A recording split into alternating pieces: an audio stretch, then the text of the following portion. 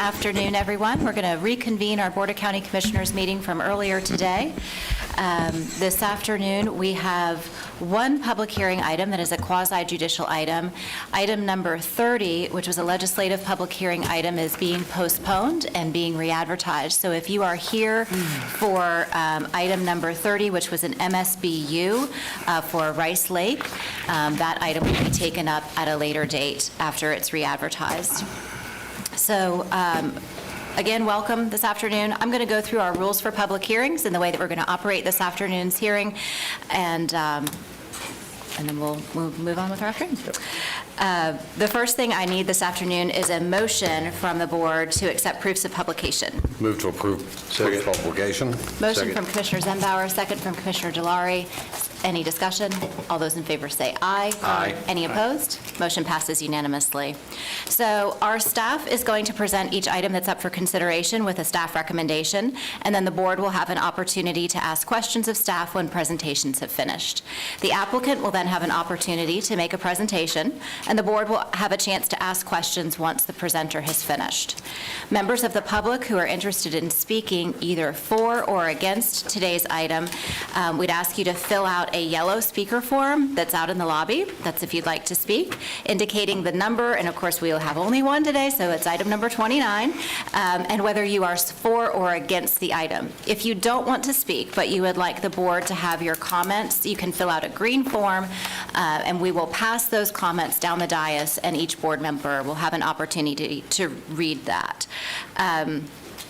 If you then will give that yellow form if you want to speak, if you will give it to our staff down here at the front table, and we will make sure that you will be given the opportunity to speak. Members of the public will only be allowed to give comment once per item. Speakers should state their name and address clearly for the record, and whether you are for or against the item. You will be given 3 minutes to speak unless you are the official spokesperson for an HOA or other legally organized group, and then you will be given 6 minutes. If a board member has questions regarding your comments, an opportunity will be given once your time has expired for the board to ask questions. In accordance with the operating policies and procedures of the Seminole County Board of County Commissioners, Section 2.175, Public Participation Before the Board, speakers shall limit their comments to the subject being considered by the board. All public comments shall avoid personal attacks, abusive language, and redundancy. Disrespectful, rude, irrelevant, or slanderous remarks or disruptive behavior may subject the individual to removal from the board chambers, and the chairman may curtail repetitious comments. The clerk's office is required to retain any documents or photographs or drawings that you present to the board during today's hearing, so if you show it to us, please be prepared to leave it with the clerk. Once all the speakers are heard, the applicant will then have an opportunity for rebuttal, and then I will close the public hearing and put the matter in the hands of the commission. Following a motion and a second, there will be board discussion, and a vote will be taken, and commissioners who do not cast a vote will be considered to have voted in support of the motion. Because this is a quasi-judicial public hearing, it's important to know that while the board welcomes comments from all persons with an interest in this proceeding, Florida law requires that the board's decision in a quasi-judicial action be supported by competent, substantial evidence presented to the board during the hearing of the application. Competent substantial evidence is such evidence as a reasonable mind would accept as adequate to support a conclusion. There must be a factual basis in the record to support opinion testimony from both expert and non-expert witnesses. Persons presenting testimony may rely on factual information that they present, that is presented by county staff, that the applicant presented, or on factual information included in the county staff report to support their testimony. All persons who present written materials to the board for consideration must ensure that you have a copy of such materials being provided to the clerk for inclusion in the board's record of proceedings and official minutes. Has any commissioner received any oral or written communication regarding the quasi-judicial item? And if so, please disclose the substance of the communication and identify the person making the communication. Commissioner Zembauer? I have received numerous phone calls, emails, and had numerous conversations with the folks in the Sunland area, as it's my district. I have submitted all those electronically through the clerk's office. Okay. Commissioner, I received 2 letters on the Bradbury from Michelle Everly and from Nelson Fernandez, and have given them to the clerk. All right. Any others? Submitted electronically. Done electronically as well. Okay, I also have communication on this item from several neighbors, and that's been submitted electronically, and I'll pass that down the dais as well. All right. Project manager for this item is Mr. Robinson. There you go, young lady. Yes. Thank Good you afternoon, very much. Madam Chair, Commissioners. Doug Robinson with Planning and Development.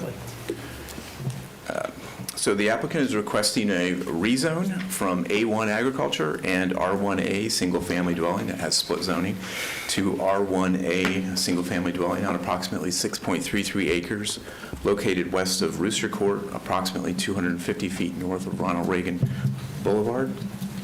The subject property has a low-density residential future land use designation, which allows a maximum net density of 4 dwelling units per net buildable acre. The intent of the low-density residential future land use designation is to provide appropriate locations for standard detached single-family residences. As I mentioned, the property has split zoning, you can see on the right side, and it's currently R1A and A1. And the applicant proposes a residential development consisting of 18 single-family dwelling units with a minimum lot size of 9,000 square feet and a minimum lot width of building line of 75 feet and a minimum house size of 1,100 square feet. That is consistent with the R1A zoning classification.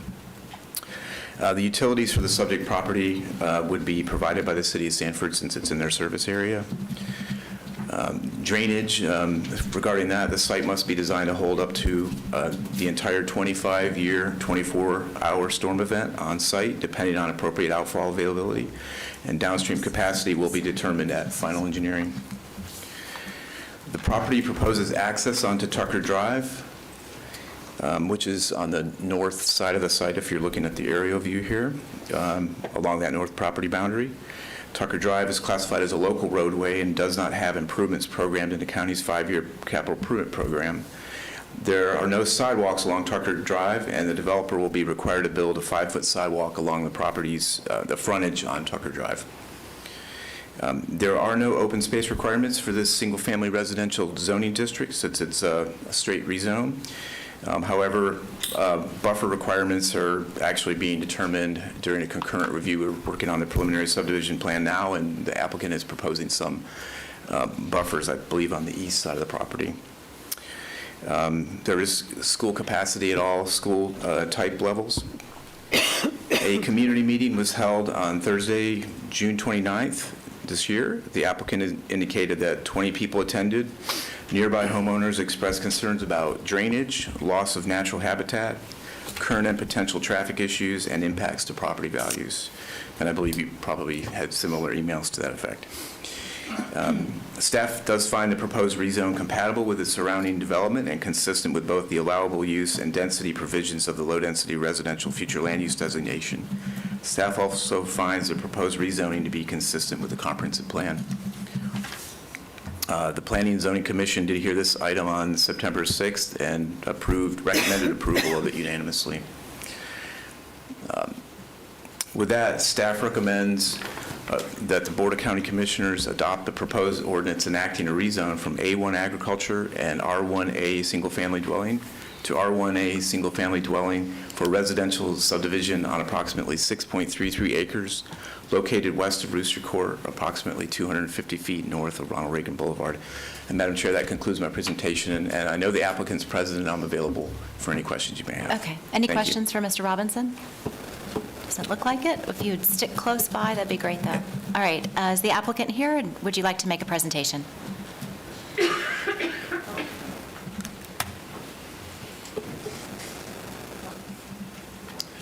Good afternoon, everyone. Zachary Miller at 8240, do we have state address here? 8241 Via Bonita in Sanford. Yeah, so at the end of the day, what we're doing is cleaning up the zoning that's there.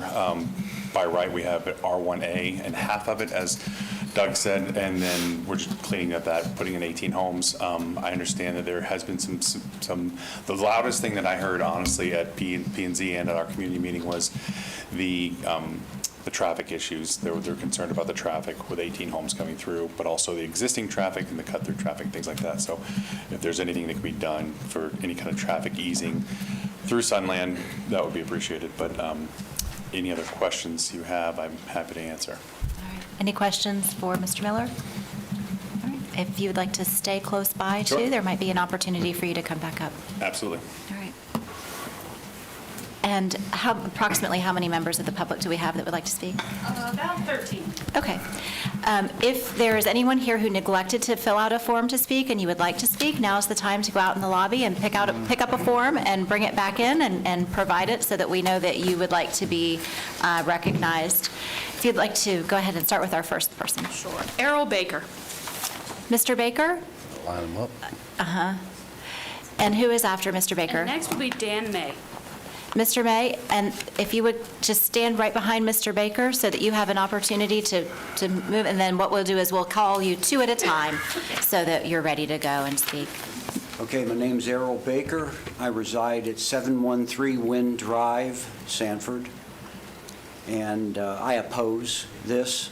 And the reason is I'm not sure that the Tucker Drive is a proper entrance way for construction. It's going to require the amount of traffic it's going to require. And I kind of want to know if, is the road really geared for it? And do we know whether or not it is? Tucker probably was built in the 50s. I'm just wondering how much load it can handle and what's going to happen to the street.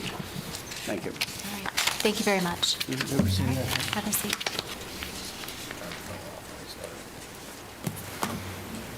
I just thought there might be a simple. Hi, I'm Daniel May, or Dan May. I live at 700 Baywood Circle, which is right across from that retention pond that's there. The thing I'm concerned about is them having an entrance into that development, is when people find out that they can cut through our neighborhood to get to 1792, instead of having to come out of Ronald Reagan and go all the way around, I think our traffic's going to increase substantially.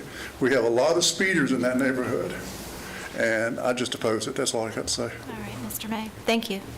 Next is Nelson Fernandez, and then Phil Savage.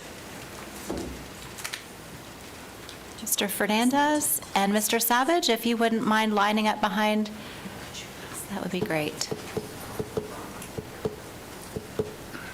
Good afternoon. I'm Nelson Fernandez. I reside at 402 Cherokee Lane, or as I call it, the Sunland Estates Highway. I've lived there since 1985.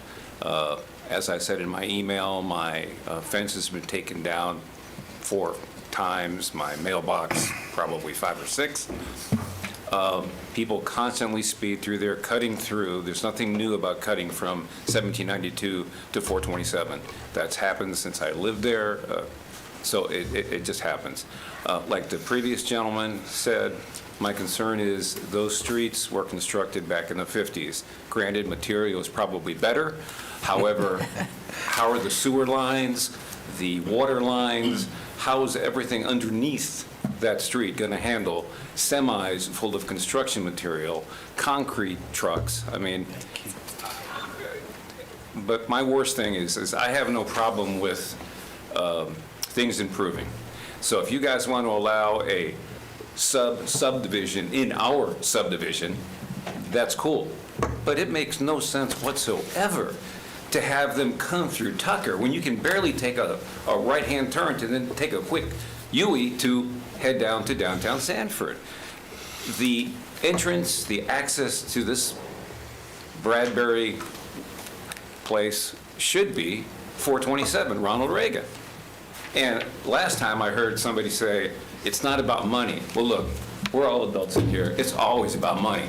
So I would suggest that you folks do something to arbitrate and say, hey, look, the guy who wants too much money, throw him a bone. You don't got to pay taxes for a couple of years, whatever. But to me, if you're putting a brand new subdivision, and I remember 500K per house, okay, nice. Hopefully that'll improve our values, unless, of course, there's light pollution, unless, of course, rainwater is coming down into the backyards of the folks who surround it. So, as you can tell, I'm against it. So, thank you. Thank you. Mr. Savage, are you here? Next. All right, what we'll do is we'll put his name at the bottom of the pile, and we'll go back before we close the public comments. So next will be Lori Downing, and then Dee Brophy. Ms. Browning? And Ms. Brophy?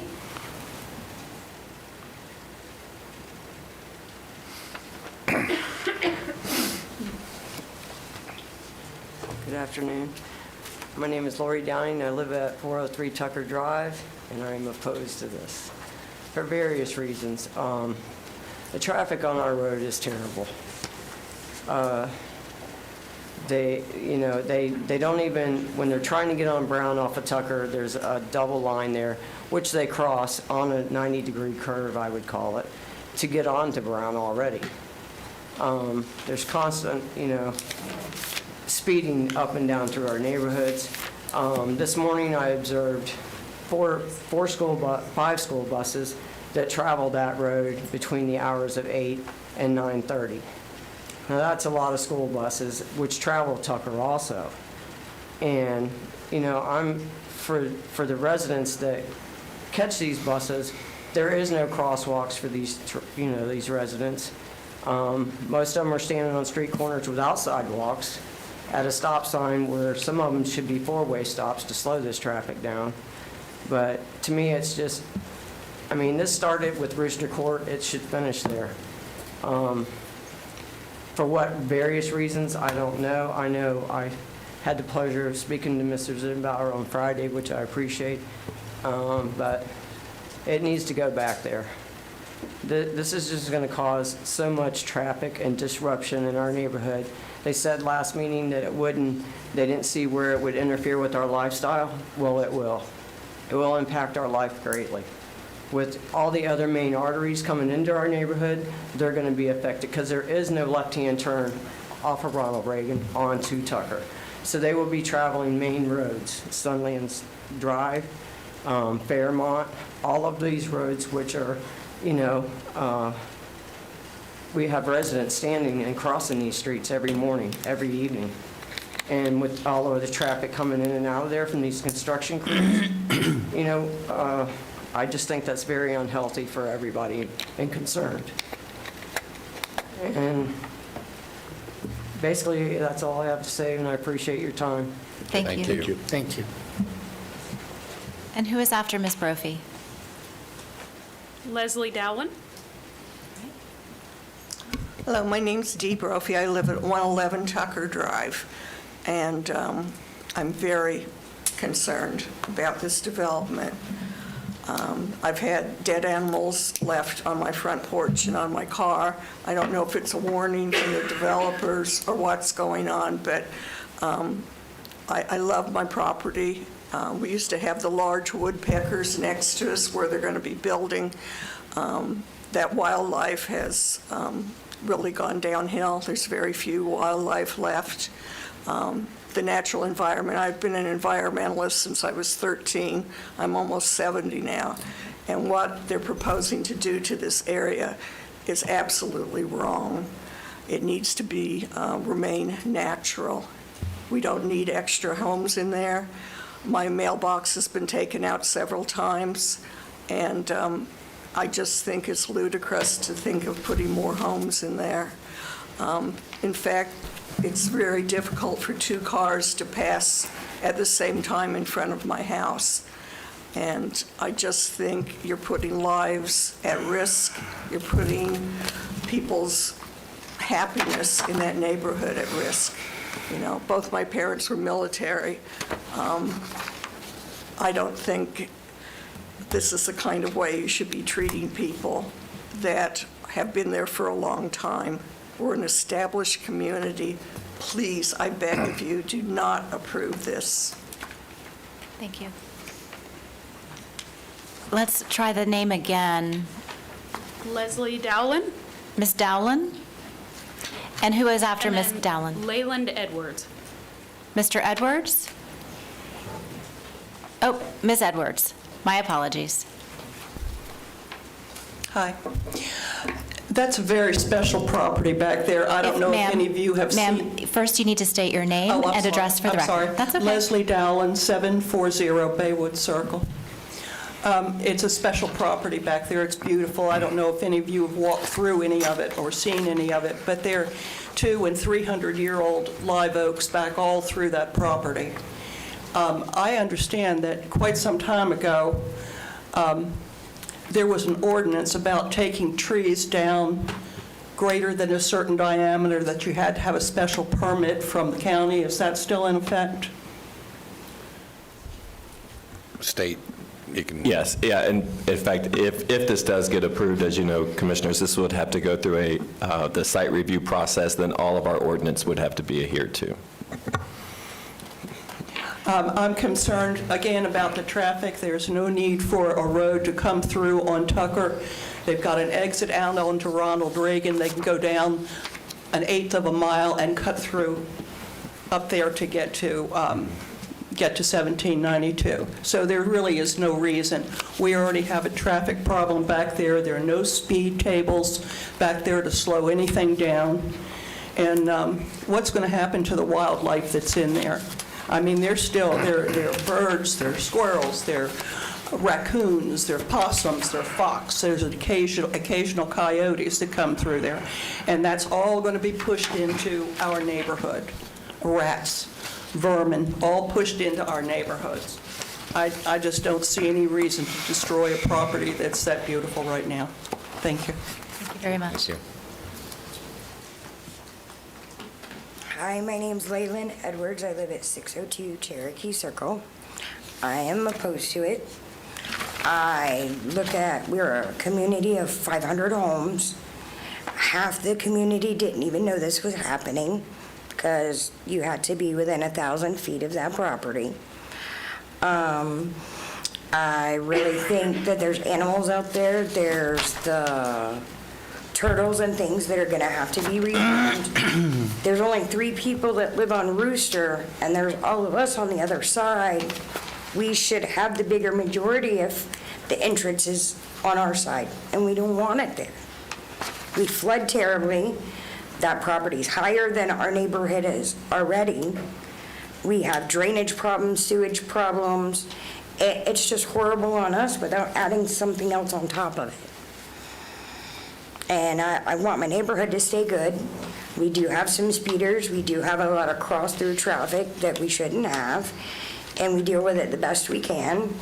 A lot of accidents, and I just don't want to add on to what already our community has to deal with when we're not getting help for other things like the speeding and the traffic and stuff. So I'm opposed. Thank you. Thank you so much. Next is Steve Huston, and Cotty Huston will be after.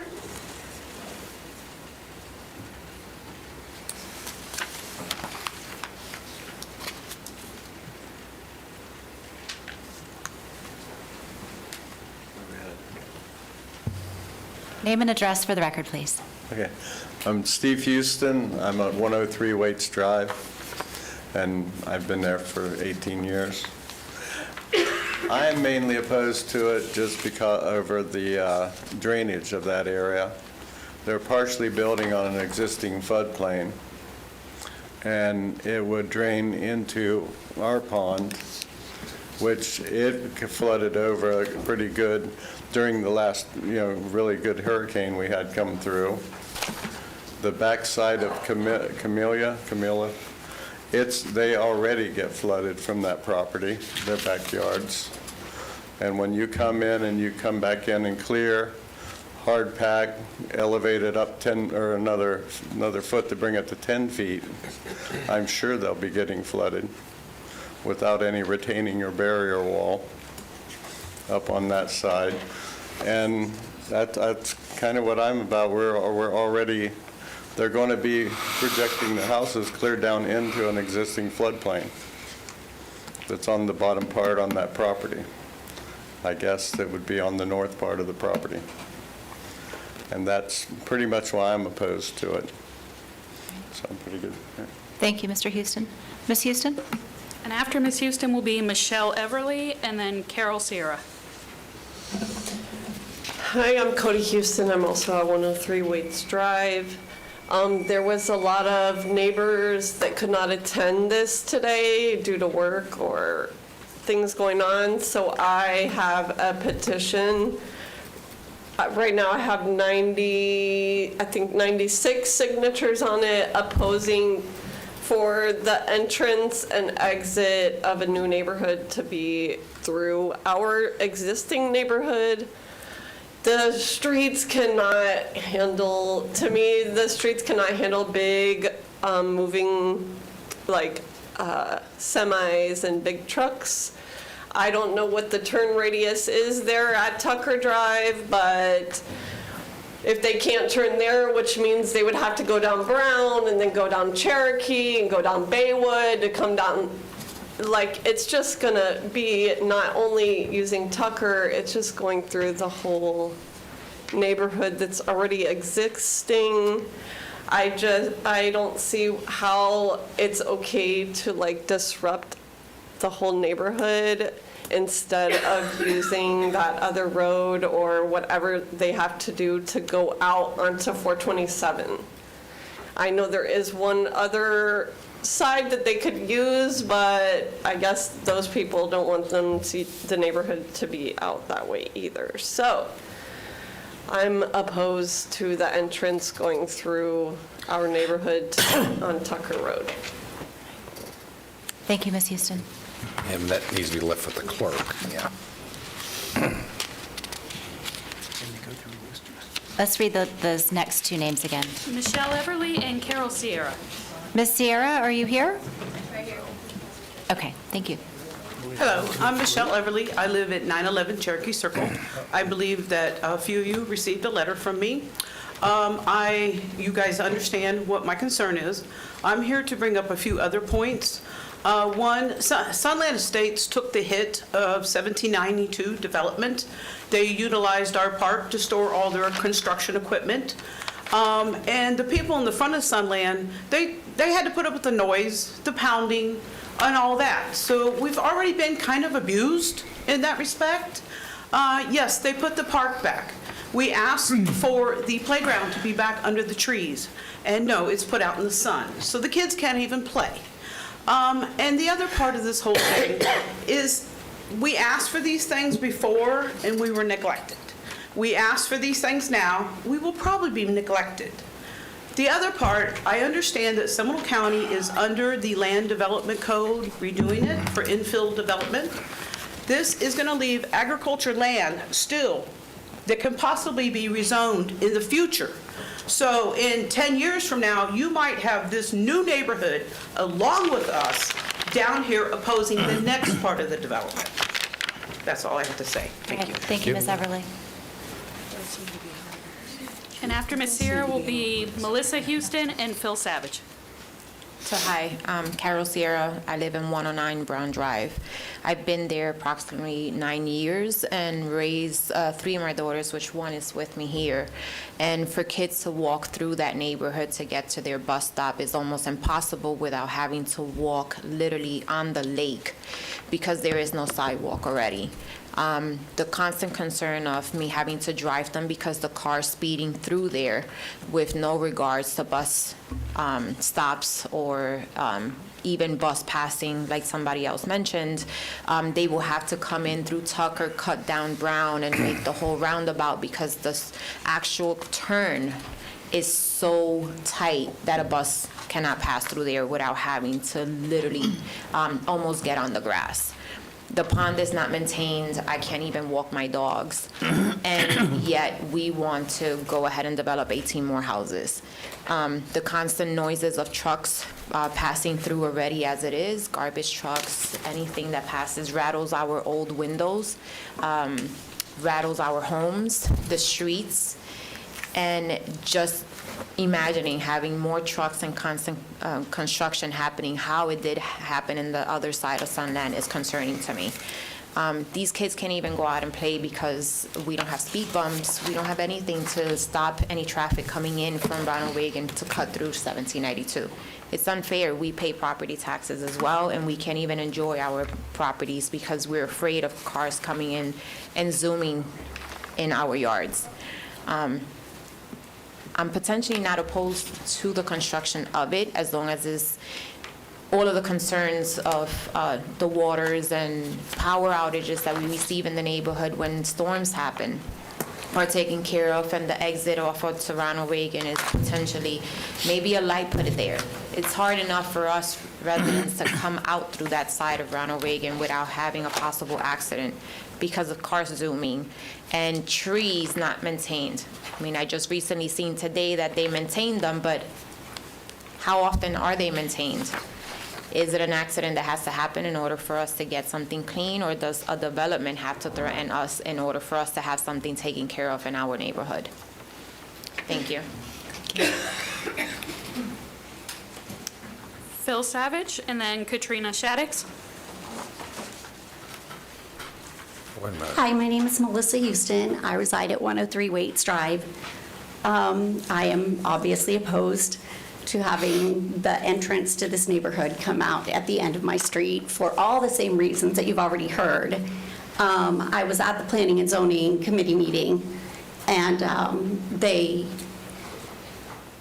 the questions were brought up about wildlife, about traffic studies, and apparently due to the size of the neighborhood, they are not required to do such studies. So I have submitted a traffic report from Seminole County, the Sheriff's Department. It didn't come back in time. I was on the phone with the gal this morning. They're not finished with it, but I would love to have that and provide you with the numbers of accidents that have happened inside our neighborhood, as well as where Tucker and Sunland intersect with Ronald Reagan, due to the simple fact that, number one, you can't see when you're pulling out of Tucker, and they kept saying it's because of the trees. That's the way I go to work every morning. It's not because of the trees. It's because of the angle of the road and the fact that there's a great big giant concrete pole for utilities that sits in the sidewalk area there. So when you go to look left, the only direction the traffic is coming from, you can't see. My big question, our big question is, why does it need to come into our neighborhood? What is the reason they can't go to Ronald Reagan? Is it because they don't want to spend the additional money to do it? Is it because the people won't sell? It looks like on the property appraiser's website, there is a county-owned piece of land that comes in off Ronald Reagan beside Rooster Court. And I understand that it doesn't intersect with that property entirely, but it's a difference of 10 feet. Is there not a way that the county can help with their piece of land? And the Bradbury developers can purchase that 10-foot section from the property owner? It just seems to make more sense than coming all the way through our neighborhood and disrupting what's already there. So, thanks. Thank you very much. And the next speaker? Phil Savage, and if he's still not here, Katrina Shaddix. Mr. Savage, did you come back into the room at some point? That's not happening. Okay. Ms. Shaddix? Katrina Shaddix, 1011 Seneca Oak Trail, Geneva, Florida, 32732. And I'm opposed to this rezone. As we all know, with the flooding situation in Seminole County and all over the state, we need those ag lands preserved to prevent floods and to do the natural filtration process into our aquifer. But has it been brought up or asked that the county buy this parcel of ag land and do the same thing that they did for the Deer Run residents, which is make it into a passive park? You did hear some of the residents say that they didn't have park amenities that they had asked for. So this would be a way to help the environment and help the residents. Is there anyone else who wants to speak on this item who neglected to fill out a form before I close public comment? All right, seeing none, we'll close the public hearing. Mr. Miller, would you like to come back and address any of the items that were brought up from the public?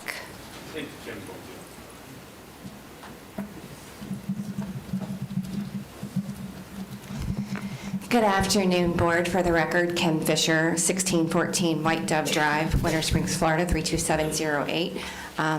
Commissioner Lockhart, I'm not winking at you, but the light behind you is winking at me, so it keeps grabbing my attention. Oh, that's really annoying.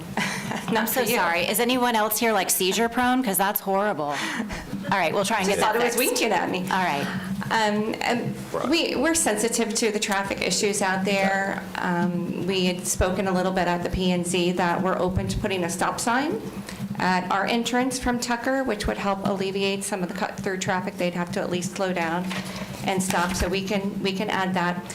We don't have access to Ronald Reagan. There is a couple of properties we would have to go through. There is a 10-foot flag to one neighbor.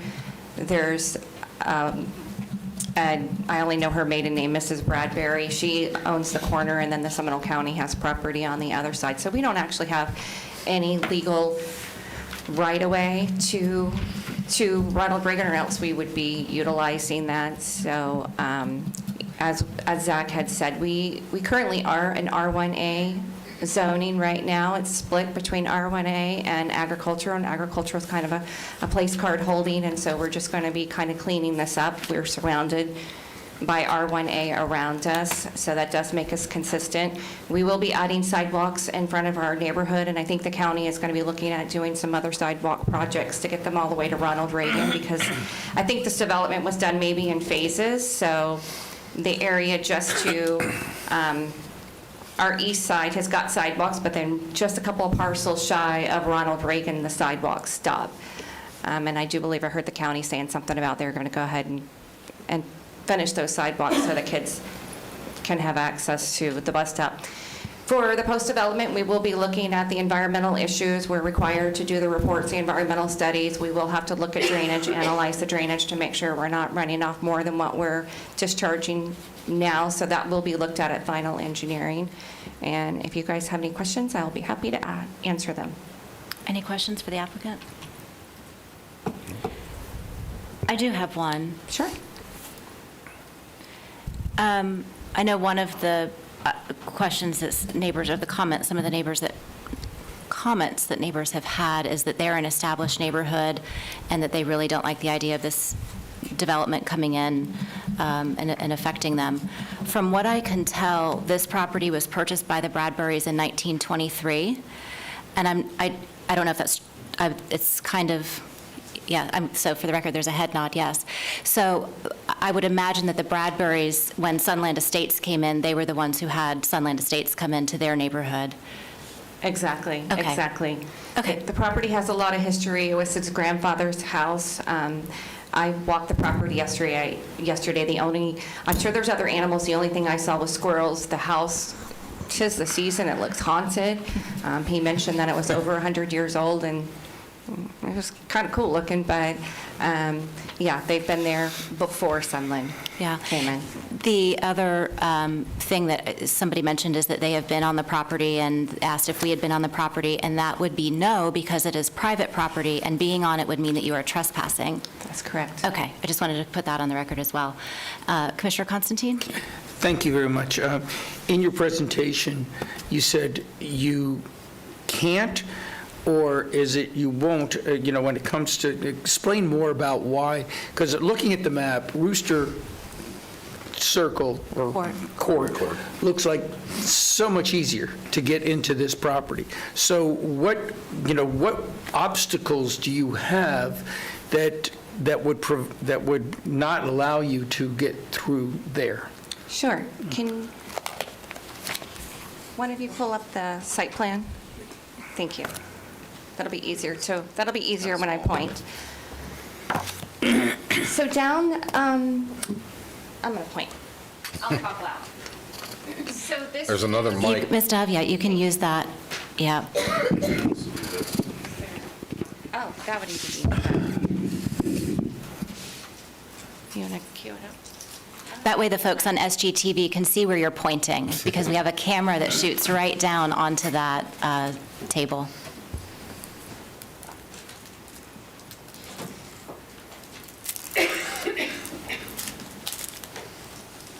Okay.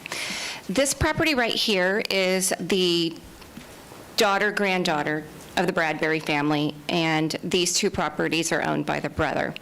They have an easement, and then this portion right here is a 10-foot flag going to this property. So this is a 10-foot easement for access to Ronald Reagan. not right-of-way, just an easement. And then property right here is actually owned by Seminole County, and I believe that's probably slated for affordable housing, if I understand correctly. So part of what we are doing is we are giving these properties over here, currently, they don't have any right-of-way frontage, so it's a non-conforming lot as it is. So one of the things that we are giving the sellers, or the previous owners, is we are giving them right-of-way frontage, so now they'll have legal lots of record. And then one of their concerns was they didn't want people from the new development or from Sunland cutting through their little dirt. They just have a dirt driveway to Ronald Reagan. Nothing is paved, it's not wide enough for a fire truck. So on the private property, we're going to be doing trees, because I'll admit, people might drive like me and go around certain barriers. So along our Track C, we're going to be doing heavy landscaping there to stop potential people from cutting through. And then along the Bradbury property, we're going to do the same. We're going to be doing plantings in their private property outside the right-of-way in order to stop anybody from trying to cut through, because at that point, they're going on private property in order to cut through to Ronald Reagan, and if anybody sees a potential, they may ignore it. So the Bradbury piece, he will be required to go through Tucker also in order for him to get to Ronald Reagan. So we're going to we don't want cut-through traffic because it would wholly be on private property, and so we'll make sure there's barricades in place for that. Any other questions? All right. All right. If you wouldn't mind also sticking close in case we'd like to call you back up. Thank you. Mr. Robinson, would you like to? I'm assuming at this point there might be questions from the board for staff. Commissioner Zembauer? Speak to, Mr. Robinson, if you would speak to, there's been some statements about agricultural land, and it should remain agriculture. Can you explain, for the benefit of those present, what A1 means in way of, quote, agricultural?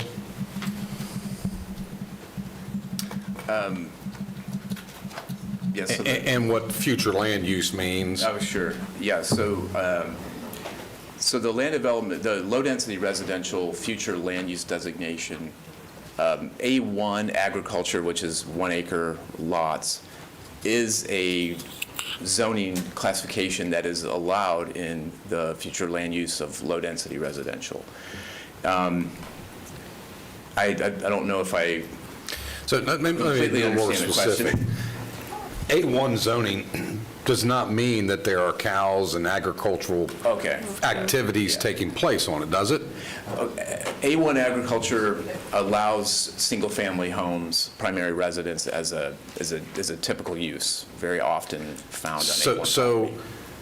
when all the land in Seminole County was originated, before anything was built, and we originally put zoning in place, wasn't it all agriculture? I don't know if I could say that definitively, but I do know that we have a lot of rezonings where property is in A1 zoning classification, and it generally does transfer to becoming a single-family residential property. We see that a lot. Maybe I'm not being clear, and I see Rebecca. Yeah. Maybe Rebecca wants to answer that question more specifically.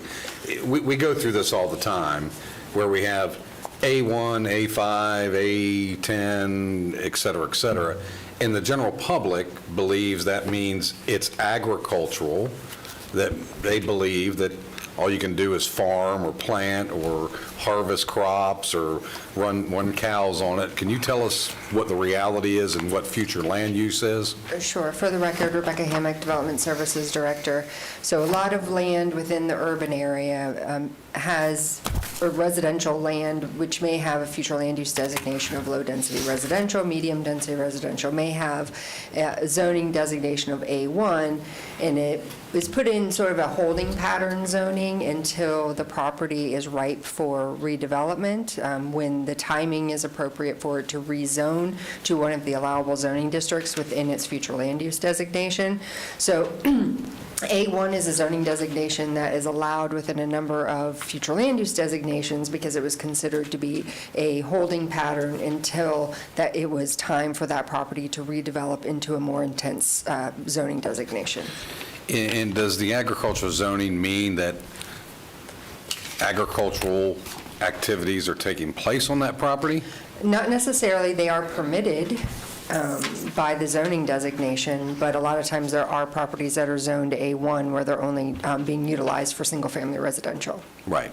And in order to be an agricultural exempt entity operating an agricultural operation, you have to have that designation from the property appraiser's office. That's correct. You have to have the agricultural classification, and you have to be a bona fide farm operation and meet the definition in the Florida statutes. And in staff's research, can you tell us when the last time, if ever, there were agricultural activities taking place or any agricultural exemption filed on this parcel? That I can't speak to. I don't have the research on that, but I do not believe this property has an agricultural classification on it. And in fact, it's already partially zoned for R1A. Right. And in fact, it does not. And it's been 50-plus years going back. There's no record it was ever used for agricultural purposes. In fact, when Sunland took place and developed, this family contested those homes being built. Oh. Is what happened. And it's the classic, the last one in, unfortunately, takes the heat. But thank you. Sure, thanks. Commissioner Delary. Thank you, Madam Chairman. Rebecca, can you stay there for a moment, please? Can you explain to us why Tucker Road is more appropriate than Ronald Reagan? So unfortunately, in this case, the property does not have deeded frontage on Ronald Reagan, and Rooster Court is not an actual public road, it's an easement, and so they have no legal access to Ronald Reagan from Rooster Court. So their legal access is onto Tucker.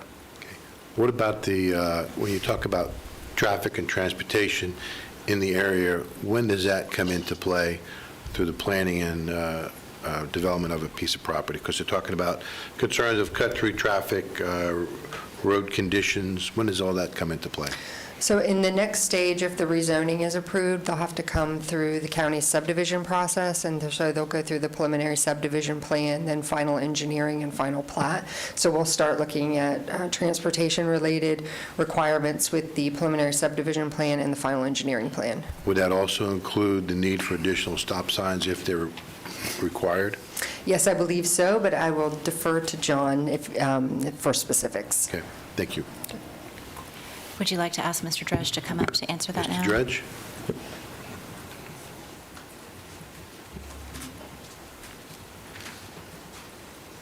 Chairman, while Mr. Dredge is walking up, I'd also like to add the sidewalks to your list of things to talk about. I've got those answers. For the record, John Dredge, Public Works Director, County Engineer. During the site plan development, yes, I will be required to put a stop sign at the entrance of their subdivision. As for the community area where Tucker is the other, I understand there are some complaints from time to time about speed. And I got with our traffic operations. They did some type of speed study. All that area is at 25 miles per hour. We have not done a speed study on Tucker.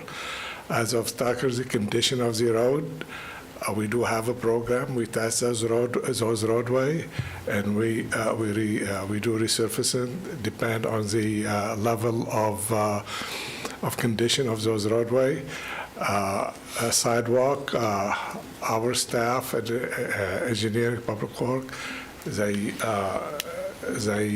met or talked to some of the community, and they do added a sidewalk that to connect from the where the sidewalk stop now on Tucker Street all the way to Ronald Reagan. What else? You answered my questions, Mr. Dredge. Thank you. So I just want to clarify, so the sidewalk, before people are living in these houses and before trucks are coming up and down these roads, because it's the construction process that is going to be troublesome if kids don't have sidewalks to walk on. So you think the sidewalks will be programmed from the beginning to the end, from Tucker to Ronald Reagan, before all that happens? We don't have kids fighting dump trucks. I do not know what their schedules are going to start construction and development, but we instructed the staff to start for the design and construction of the sidewalk, and I'm hoping by early of 2024 they'll be able to construct the sidewalk. So maybe there's a tail end of that the developer can answer the question of wherever you are. I'm looking everywhere, wherever you are. You're doing a portion of the sidewalks as well. Come on down, come on down. You're doing a portion of the sidewalks as well. And can we have that staged so that this is not an issue? Absolutely. And actually, we've still got final engineering to get through. We're at least 6 months out. So if he'll be completed by, by February, March, best case scenario for us, and it's probably not likely, is that we wouldn't even start till April. So he'll have his sidewalks in place by the time a tree gets turned. So, because we've still got, we're just getting through PSP right now. So we've got to go through final engineering still. So we have time, or I guess he has time to get the sidewalks in before we even start. Does that answer your question? From your two mouths to your ears. I just wrote that down, and we will ensure that that is, if this moves forward, we'll ensure that that's complete. Okay. Any other questions for Mr. Dredge? I have one, if no one else has anything. So many years ago, and you all will hear this, me have referred to this, there was subdivision retrofit plan, and I know Sunland Estates was a part of it. Are you, and I'm putting you on the spot, so I apologize. Do you know how much, if any, of that originally identified plan has been accomplished in Sunland Estates? Are you talking about a sidewalk, or are you talking about other? The other infrastructure, the retrofitting of the infrastructure of roads and stormwater. Okay, what we have a program to retrofit, and I can give you the list. I don't have it offhand, but I can give you the list, and I know you're referring to 2004. I am. Early report, and we do have a lot. Is that included as a part of the stormwater master plan? And our staff, they've been scheduled every year, and I think they did quite a bit of that list, but I can give you that list if you want. Yeah. As for the stormwater on that development, as I stated before, that will be analyzed during the site plan improvement, and then make sure they comply with whatever the standard, the county standard today. Right. My question was more about the infrastructure. There was a citizen who questioned the ability of the infrastructure to withstand the construction vehicles, and so I was just wondering, from the identification of the need in 2004, 20 years ago, to today, how much were we able to accomplish in that section, or have we accomplished it? Because my brain is thinking, maybe once this construction is complete, if it hasn't already been done, it would be appropriate for us to look at that. To do that, since we already knew 20 years ago there was a problem. Right. Okay, the ways I do it for the retrofit, we TV the pipe first. If we think it needs to be lined, that's what we. I'm not talking about pipelining. What are you talking about? We'll take this offline. Yeah. We'll take it offline. I understand where you're going, Chairman, and absolutely, we'll review that one, that 2004 plan, and that making sure everything is up to date Yeah, if because this it was moves forward. unfair of me to ask Yes. you about something that was asked Yes. for Well, 20 makes- years ago and whatever. I just, and that's on the forefront of my mind, because if we're going to be, and these are county roads, these are not private roads, and we will have to be, if this project goes through and if that work happens and there is damage done, We'll make sure that's up to standards. we'll have to fix it, Mhm. right? Correct. So, okay. Any other questions for Mr. Drudge or any other members of our staff? Commissioner Herr? I think you said this, but I want it said again. I think it was said as part of a longer sentence somewhere else, but there was an accusation that they would be draining into someone else's pond. To my understanding, today is that the properties are, is a pipe, go from that property to that retention pond to the north. And that the retention pond to the north also lock land. So we had a discussion with the staff with our concern. All that properties in development will be retaining their water on site. That will not be using the pond to the north. They will be retaining all the water on their site. And that will be reviewed during the site plan. Does that answer your question? It does, thank you. So the retention pond to the north, are we talking about Little Lake Dot? Is that what we're calling it? That's small if you have. Lake Wildwood? Lake Wildwood? Wildwood, Okay, so that's owned by Seminole County, correct. so it's not a private retention pond owned by the community? Right, but Okay. it's landlocked. We don't want to use it for, we do not want it to increase the runoff to it from the development. We want to, that's what will be. Any runoff from the development will stay on their side. Understood. Okay, thank you. All right, any other questions? All right, thank you, Mr. Drash. You're welcome. Commissioners, any other questions for any other members of staff or the applicant? No? All right, then what is the pleasure of the board? This is my district chairman. I'd like to address several things that were stated and just give a little background for the benefit of my commissioners. When I arrived here almost 5 years ago, I had a reach out from several of the residents to my office from Sunland, indicating that they felt that they had been neglected and some infrastructure had not been looked after. I got with staff. We went through, a lot of background history. At the time, 1792, as you know, was being improved. There was an agreement for the contractor with FDOT, Florida Department of Transportation, to be able to use the park for staging of construction, plus they had to do some drainage improvements, so they had to take a portion of that corner to improve those drainage in that corridor along 1792. So when I got involved with staff, I'm happy to report, and Ms. Shaddix brought up something about a park.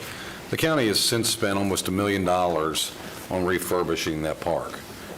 We got with the contractor, we got with FDOT 5, which facilitated that.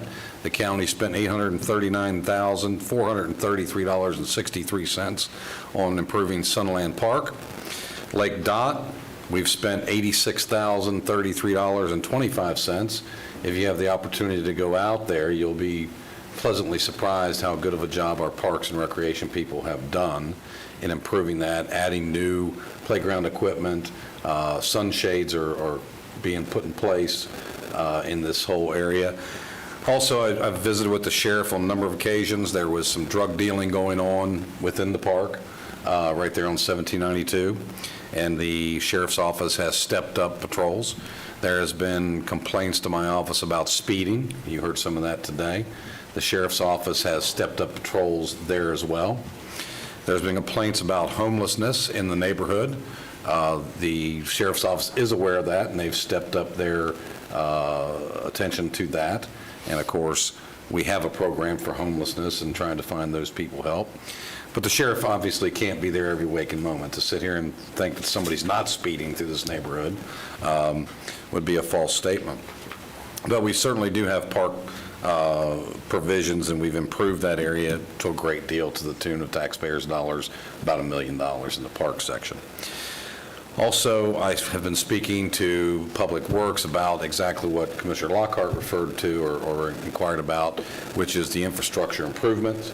I'm staying on top of that anything that's not programmed, get programmed. I was told, my office has been told by staff that the 470 linear feet of sidewalk from County Road 427, north of the property line of New Creation Assembly of God and North Ronald Reagan Boulevard, is slated to take place first quarter of next year, 2024. So what we heard here today sounds like what my office has been told. I've also talked to one of the assistant county managers about having Lake Wildwood maintained a little better. In the past, Lake Wildwood was being maintained by a separate entity than our Parks and Recreations. It was our road department that was taking care of that. And so it looks like we're going to try to coordinate with Parks and Recreation, so when they take care of Lake Dot, they can just go across the road there a little piece to Wildwood and keep that mowed a little better. There was also, at the P&Z, there was concern about a large indentation on Cherokee Circle. My office coordinated with the city of Sanford to have the road repaired. That was infrastructure of theirs. That was water lines that come through there that at some previous time there was an issue. They've since gone out and fixed that.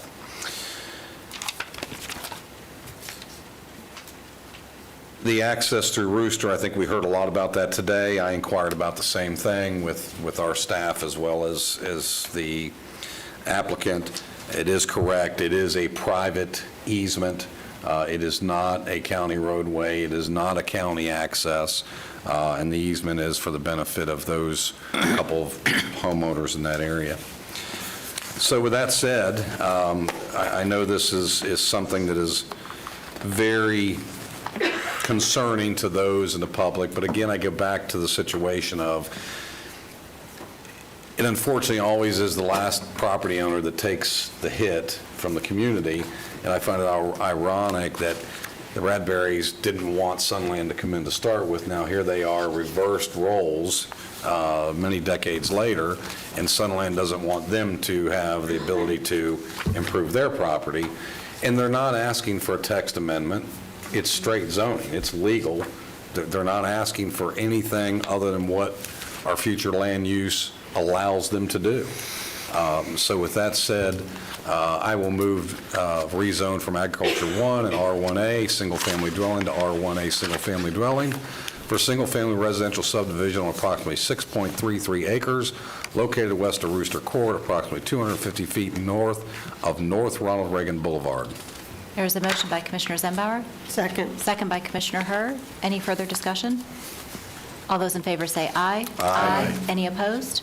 Motion passes unanimously. Thank you all for being here. Madam Chairman, I do have someone, if we want to fix that light, if you want to take a short break. Let's take a 10-minute, let's make it 15. I have a hammer. I have a hammer. We'll recess until 2:45. What's that? Definitely feel sorry for them. I wish they could go through Rooster.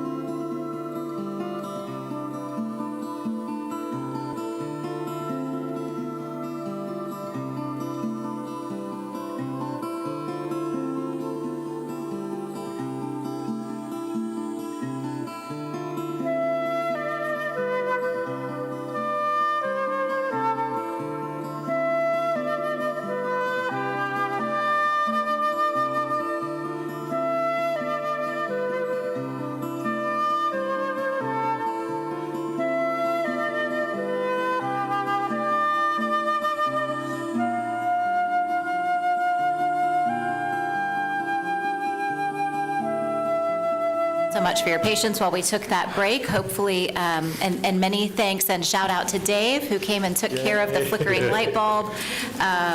Dave is always our hero. We're going to reconvene, resume our meeting with an item that is an update. The county attorney's report that was listed first. Would you like to, do you have anything you'd like to update us on before the county manager's I do updates? not. You do not? I do not. Okay. Then the county manager's report. Thank you, Madam Chairman. Yes, just a couple items under my report this afternoon. The first will be, actually the next two presentations will be done by Mr. Dewar, our Leisure Services Director. The first one is on Florida Forever. Just wanted to give the board an update on our application that's going through the process. And as you go through this, we do have a recommendation for the board to consider at the end for discussion as well. Great. Thank you so much. Mr. Durr. Good afternoon. For the record, Rick Durr, Leisure Services Director, Seminole County. Very briefly, we've got a lot of things going on, particularly this month with the Yarborough Property Florida Forever application. But before I dive into that, and just to give an overall history for those that aren't familiar with the process, on April 30th, the county submitted a Florida Forever application for the acquisition of the Yarborough Ranch. On June the 9th was the first of their ARC, that's the Acquisition and Restoration Council at the state level. That was the first of 3 votes that will occur this calendar year. That was to allow the process to continue forward. In late June, we met staff from various state agencies to do an on-site visit to the Yarborough Ranch property. Lots of pictures were taken. They went ahead and took a look at the whole, basically the application as well as on the ground, boots on the ground, so to speak. There was another ARC meeting that was held in the interim. There was no business regarding this particular application, but we noted it anyway. There was an ARC meeting that happened. And then on September the 12th, the county moved forward with at least beginning appraisals, 2 different state-approved appraisals on the property to move that process ahead. Now, where we currently stand, as I mentioned, there's a lot of things going on in the month of October. Last week, actually on October the 5th, the state released a project evaluation report, which is, I think, about a 17, 18-page document that was posted on the state's website that basically said, based on the state's review and various agencies, here's what we found on the site. Our staff has reviewed that information. We're very happy to point out that 2 other new news, if you will, that came forward during the interim while it was under review. One of which was you all had passed Seminole Forever. So the state staff had noticed that and placed that in the staff report as well, and that's been forwarded to the ARC committee. The second one was during a on-site review, an archaeological we'll try that again for the third time. Slow down, Rick. There you go. Slow down. An archaeologically significant finding was found on the property, which currently was not under the state registry. As the process continues, additional work will be done there going forward to help document that as well. That evening that the staff report came out, the rescheduled ARC regional public meeting, there were 2 applications that were to be heard. It was up at the Volusia County Commission chambers. It was the Yarborough Ranch and then another project that was in Volusia County. Staff was at the meeting as well as several of you as well. There were 9 different folks who spoke on behalf in favor of the county's application for acquisition of the Yarborough property. 5 of those folks also introduced themselves as representatives of larger groups within Seminole County. All of them had just spoke glowingly about their support for this subject and moving forward. In addition to that, we had a pretty large contingency from Geneva who showed up in green T-shirts that were visible as well, who all signed in. Response from the state's project manager at the time is that they were very happy to see such a great, strong turnout in favor of the application. We provided some additional slides on Friday of last week to Florida Forever staff. Those have been received. And on Friday of this week, which is October 13th, there will be the next ARC meeting. This will be the second vote of the process. This is to allow ARC to have reviewed the staff report as well as any new information. I'll be making a very brief presentation. We're only allowed 3 minutes total, to just highlight those two new bits of information as well going forward. At that particular meeting, ARC will vote to then move the process forward again and move that to the December 7th ARC meeting where, should they go ahead and move the process forward, they will then rank the current applications for this particular funding cycle. At that point, we will know exactly where this property and the proposed project falls on their list, whether it be a priority, a really top priority, and then on down. So that is really the outline of the process that will take us through the rest of this calendar year. You see there's a little bit of a gap between Friday's meeting for the ARC and then the December 7th meeting moving forward. So in the interim, as we've continued to have discussions with the current property owners and their representatives, there's a pretty big milestone for them coming up that comes due at the end of this calendar year, and that's specifically a pretty large tax bill that's on the particular property. The Florida Forever process, while it will go through the votes, they will not begin in earnest to talk about and talk to the representatives until during the calendar year 2024.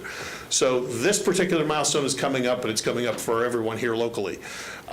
So we tried working with a structure to bring back to you today for consideration that says, as we move forward in this process and as the state moves forward in their voting that will take us through to early December, is there something that we can put in place to help both demonstrate the county's seriousness and earnest to promote this and our intention to participate in the process as a partner with the state, as well as potentially address the big bill that's coming up here at the end of this calendar year. So we put together really a four-piece ABCD that really looks at the different possibilities that may happen, all of which will play out as we move forward through until the ARC vote in December. So the first one says, if the ARC vote is favorable, which we have every anticipation it would be, and again, we can't speak for the ARC committee, that's their job. But the idea would be is that we take some earnest dollars, put those in an escrow account and say, these are the dollars that we can then use to assist in the payment that happens at the end of this calendar year. However, as the vote plays out, should the property gain a priority vote with the ARC, we will continue forward with the process, and then we'll look to disperse those funds to the property owner before the end of the calendar year. So that's the first alternative or different if-then approach. The second one, which is B on the screen, is that what happens if the ARC outcome is not favorable? So we would still look at the possibility of going ahead and saying the county is still interested, however, in proceeding forward with the vote. And before this ever came to you for the Florida Forever application, there was some discussion about what a county acquisition-led plan might look like going forward. Then we would then entertain that discussion in December as well before you at your meeting, and what that process would look like going forward. But then we could still continue to then distribute those dollars. The owner would have what they need to move forward, and then we would just shift gears into this Plan B. Plan C says is that if the ARC vote is not favorable, that we would still go forward with the escrow distribution, but if for whatever reason, over the course of X amount of years that it would take to acquire the property, that the county would not be able to find the dollars to go ahead and do so, that there would be something on the table that says minimizes the county's risk, and the county would have something in the game for making that payment at the end of 2023. The last piece of this, which is the right of first refusal, there is a cell tower company who's on their property currently and has an agreement with the family for that particular parcel. There is a right of first refusal for any transaction going forward. Based on our discussions with the current owner, we don't expect that would become an issue. However, we wanted to acknowledge that it's still out there, and that should that particular company exercise their right of first refusal, basically the county gets the money back, and that transaction then occurs between the family and the cell tower company. So those are the four potential wrinkles in all of this as we tried to sit down with the current owner and try to hammer out exactly what the approach might look like. Basically, what we're bringing to you right now is we'd like to be able to return at the November meeting to give you the very latest, put forth, at least on the table, here's a structure that we think works for all of these potential outcomes. Get your input into that. We'll then have the ARC vote in early December, so that the next time we meet with you, which will be shortly thereafter on the December 12th meeting, we can lay all of this out in front of you that says, here's what the outcome of the ARC vote was, this is the path we believe we're headed towards, are you good with everything? You then vote on that particular item, and then we move forward with the particular outcome that we know about, at least come that December meeting.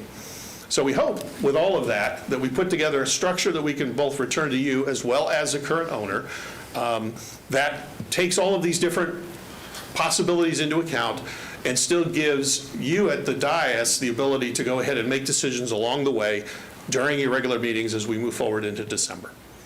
And that's my presentation. And Mr. Gray? if I could just add, and I know this is a lot, so what we wanted to do is to provide you a framework as we move forward to the end of the calendar year, so you're not hearing it so you have some options by the time December comes, how we want to move forward with the property. So these are just options for you to consider. So at the next meeting, as Mr. Durr said, is that we could provide a framework on it, and then at the December meeting, we'll have more answers, and that you all could actually make an action of how to move forward. In December. Okay. Commissioner Zembauer and then Commissioner Herr. Thank you.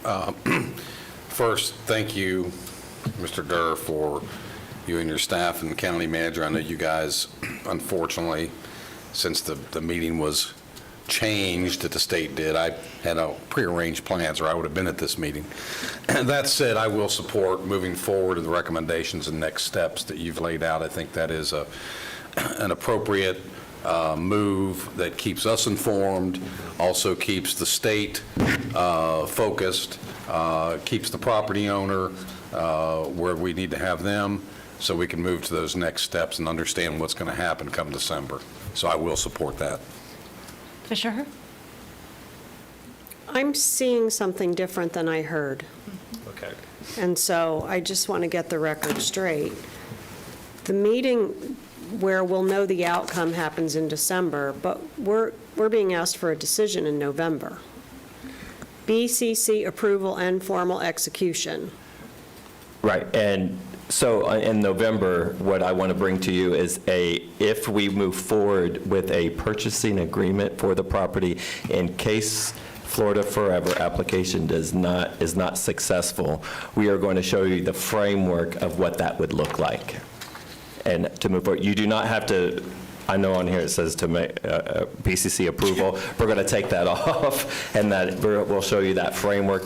So at that next meeting in December, our final meeting of the year, the ARC will already, the Florida Forever Committee will already had voted to place this property on the list or not. And at that point is when you would make a decision on to move forward, to approve to move forward. In that case, I would support it. Commissioner Delary? Thank you. Mr. Gray, Yes. so the property owner is okay with these steps? We have met with the property owners' representatives. I'd have to ask Mr. Tulp if that is good with him, but we have talked about the framework on how to move forward, and that December would be that final meeting that you all would have to make an action item, how to move forward. I just want to make sure that everyone on both sides are okay with these steps. Yeah, and we're actually, and I have the county attorney, her office is already working on an agreement in case we need it to move forward. So we're already starting to work on that piece as well, if that is a direction that the board wants to move in. Commissioner Constantine? Thank you very much. And I did hear something about a tax bill, and I just wanted to make sure that, you were talking about December, but you do not have to pay your taxes, obviously, in December. Right. So, that gives us a little bit more time, whatever the case may be. But if it's okay, with the one change about the formal execution in November, I would like to move the approval of these recommendations. So Commissioner Herr has a question, and I also have some questions. Where are we on the appraisal? The appraisal, Mr. So Durr? We're talking about Buying Yes, something, so but the- don't have Buying the something and I haven't appraisal seen back an to us. appraisal. Right. Yeah, the final deadline on the appraisal, and both appraisers were very much under the understanding that while they had 45 days to complete the appraisals, we really needed it sooner than that. However, the 45 days runs out here in about 3 weeks from this past Friday. So by the time it even comes back to you in November, we'll have the appraisals back. So I would recommend just that we document this after the fact by updating this document and sending Yes. it out to align with what it is we're saying. And please add the date for the appraisals to be in there. Yes, sir. So that we just keep a running order on behalf of us and the family so that it's all marked down. Madam Chairman, Yeah? I just wanted to, did you make a motion? Yes, I Commissioner did. Costa? Then I'll second that motion. Okay. There's a motion by Constantine and a second by Delary. I think I Under- already made the motion. but- Commissioner Limbaugh already made a motion. Oh, did you make the We motion? did, and I Thought so. believe I seconded it I when I agree. clarified with them. Okay. Where was I? That Got to pay was, attention. that's scary. I don't remember I didn't making hear it. a I don't motion remember. I didn't at either. all. Well, I was trying to be kind. I Yeah, wasn't could we like- ask the clerk? I'm He so wasn't sorry. his usual Assertive. boisterous self, but I took it as, and I said, then I agree with it. I am going to ask Kyla if you wouldn't mind helping me out, because I feel like I must They have made the blacked out motion, for a I'm fine. moment. I heard a support comment. I did not hear a second. The first motion I heard was from Constantine. That's what I heard as well. Okay. So under discussion for the motion from Constantine and the second from Delary, I've been very candid from the very beginning of this conversation with the family and with our staff that I do not think the county should be purchasing this property. I love this family, and I think this property is a great piece of property, but I also know our limitations as a county for taking care of the things that we already own. And I hate that I have to say some of these things out loud, because I don't want this to be perceived as a dig at anyone in this process. But the fact that there is a tax bill for a property owner in this community, frankly, is not every other taxpayer's responsibility to figure out how to get it paid for them. And I know that that is a very hard thing to say, because I know we're all trying to make something work. But if the players were different and the game was different, we would never be having this conversation about any other piece of property or family in this community.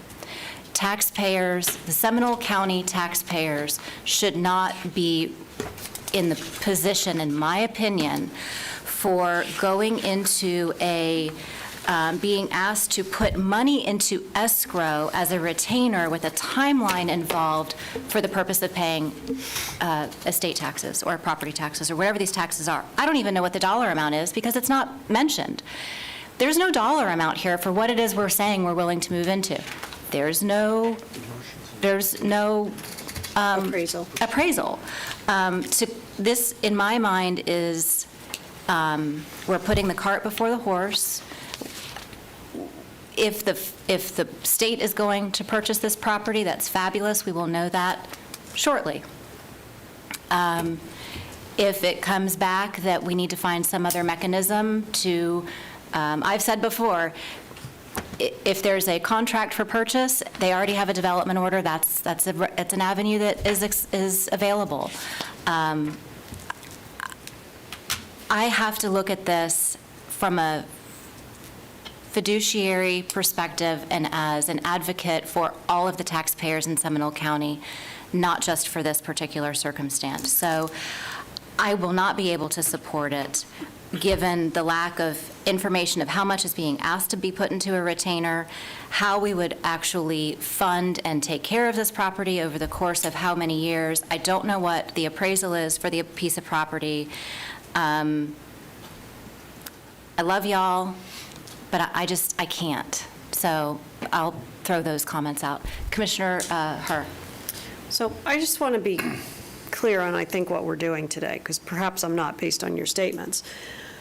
I don't think we're agreeing to purchase the property today. I think we're agreeing to the modified timeline, and that agreement would come on December 12th. at which point we would have the appraisal. Appraisal. Why can't we remember that one? I don't know. We would have Yes. the appraisal. This is giving us a foreshadow of what the escrow Correct. amount would be. The taxes don't. Where is that amount? It's, Does someone have a dollar amount? Yes. Because we're having this It's- conversation It's with a the- blank slate. I found it in the briefing, so Yeah. so you guys correct me if I'm wrong, but I think it's the first year's worth of the Seminole Forever Fund. it's a little less than that. It's about 3.4 million that we are, and we'll come back with that in November, what that actual amount is, as well as with, as Mr. Durr said, the appraisal. So again, you're correct. This was just to outline, so it's not, so as we come back in November, you have more information, and then by December, you can make that final decision on how you want to move forward. So from my perspective, I only put money in escrow when I intend to buy something. But, and for the benefit of the public, let's be honest, there's no numbers in any of this presentation. And that will So- come back in November to you. Okay, but we're agreeing to No. create an escrow account to be used as a retainer with the owners with options contingent. We're not doing that yet. Right. We're not. Someone made a motion to move forward with recommendations and next steps, and that's what this is. We are, That's a great clarification, Yeah. because technically I have the floor. So I think you are correct. That technical piece escaped me. But I think the fact that it was tied to recommendation and next steps, the recommendation and next steps that I was looking at with regard to that is the next page. So I think it's page 6.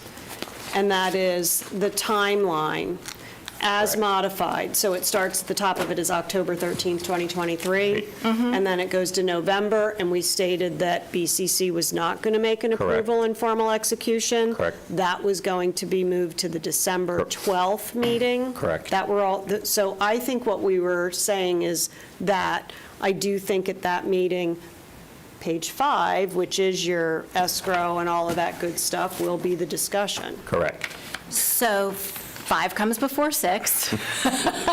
I want to be really clear, because we have had, in all earnest, we have had some miscommunication, we'll call it.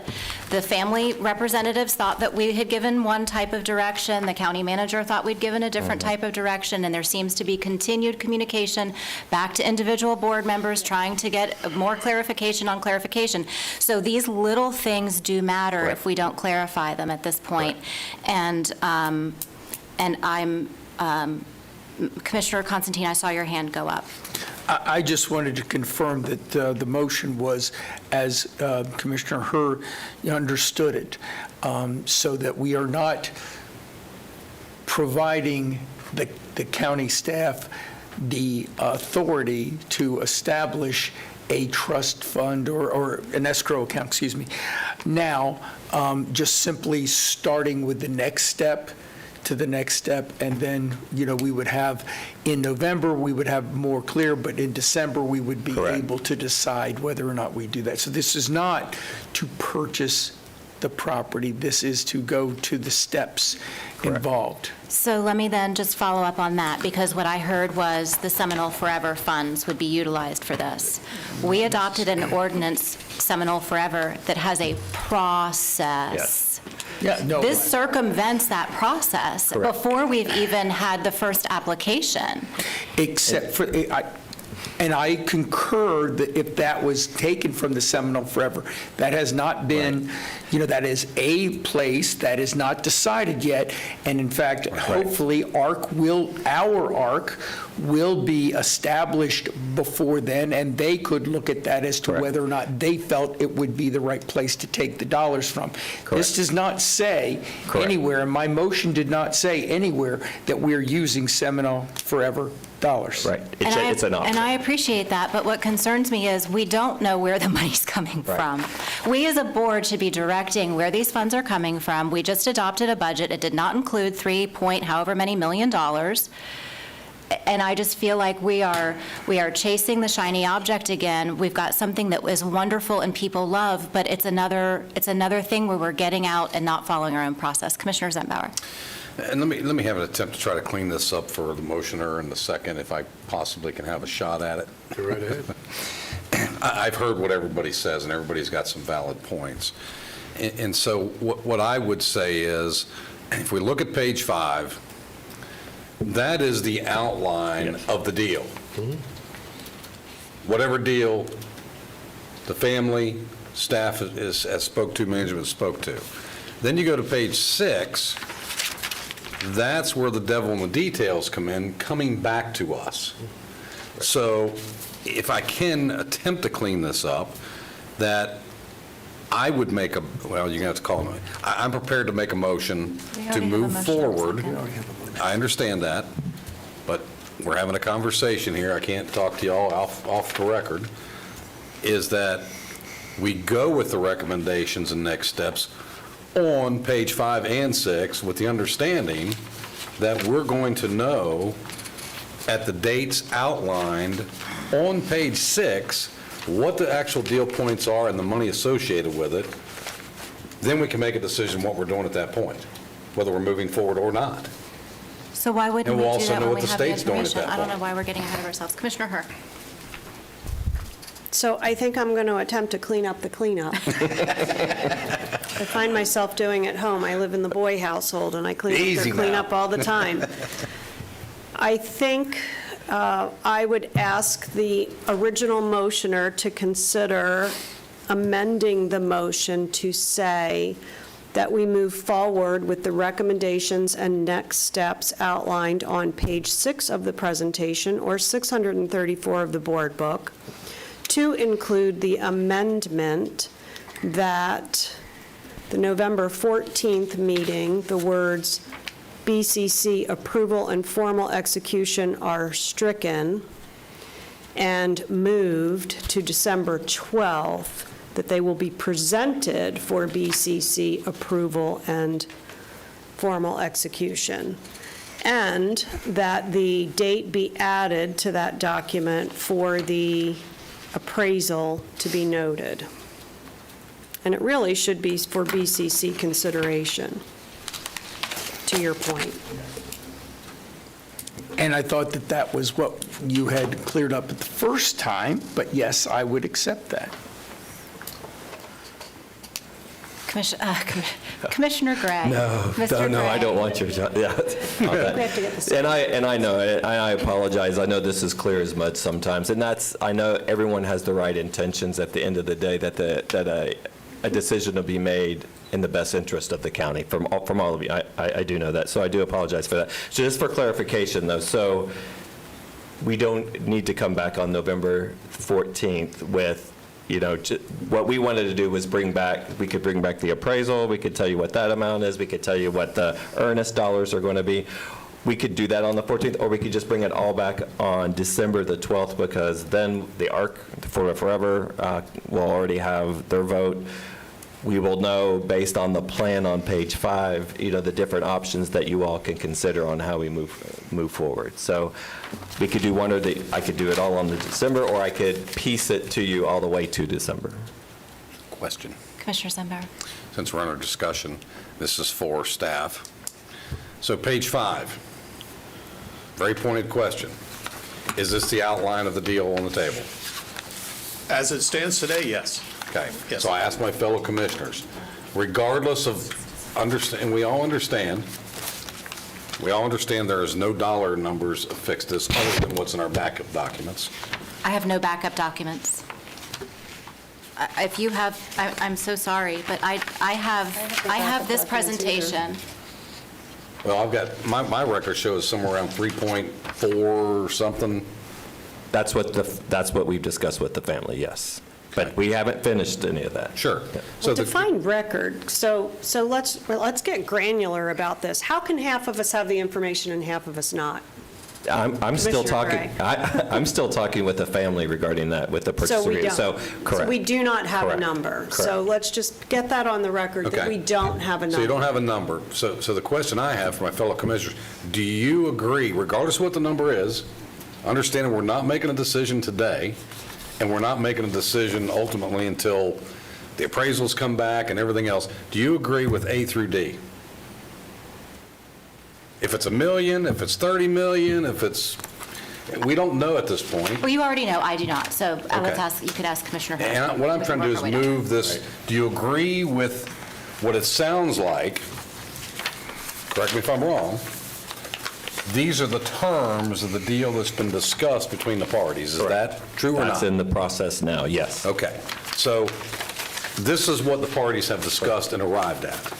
What we don't know is what the dollar number is. I think I'm hearing we're going to get that, the 45 days expires whenever, and it sounds like to me that either we or the family will agree or not agree with whatever that Correct. number comes back at. Correct. Then we have a decision to make, but these are the terms. Correct. Not the dollar amount, but the terms. Correct. And so I asked my fellow commissioners, do you agree with the terms, notwithstanding we don't have the dollar amount, which I'm hearing we're going to get the dollar amount, and that's when we'd ultimately make the decision? I just want to hear from my fellow, whether you agree with the terms or not agree with the terms. So I'll go through them. 'Cause that's a whole different- Apparently, all eyes are looking at me because the three of you gentlemen already agree. So let's just go through them, A through D. So if the outcome is favorable, escrow is distributed this calendar year. We've identified that we don't know where we're getting the money from, and we've identified that we probably should not circumvent our own processes in Seminole forever. I do agree with that.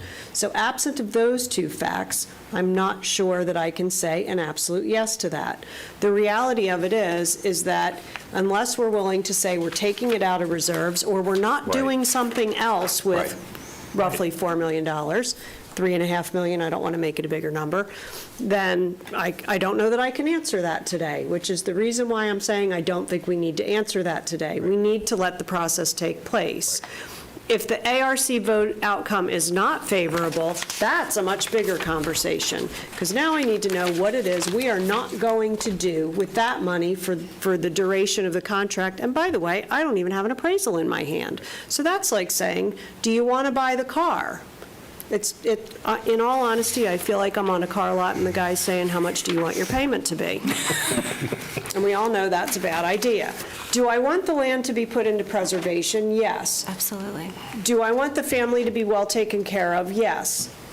Those are not mutually exclusive to the citizens of the county being protected from bad decision-making up here. So the idea that you would try to leverage us into answering these questions right now is beyond me, and I don't necessarily know that I want to own a cell phone tower as a backup plan to the plan failing. So I love that you protected us with some piece of value there, like artful. But I think what we should be focusing on is what we can do. This is an iterative process, as all deal cutting is. It's iterative. Agree to the timeline. I, county manager, would tell you that I would want this to be discussed again on November 14th, because as painful as this is, it's the only time we all get to talk to each other and figure out that some of us have pieces of information that other of us don't have. We got to clean that up on our side, so we should bring this back. But the way I outlined it earlier, and I'll resist the urge to do that again, because Bob's leg is going like this over here. All right, so you have a motion and a second. Yes, I do. Are you still wanting others to answer your question? Because I feel like Commissioner Hurd did. I'll pass on that. Okay, Commissioner Constantine? Thank you. Mr. County Manager, does the motion that is before us give you enough to move forward? Yes.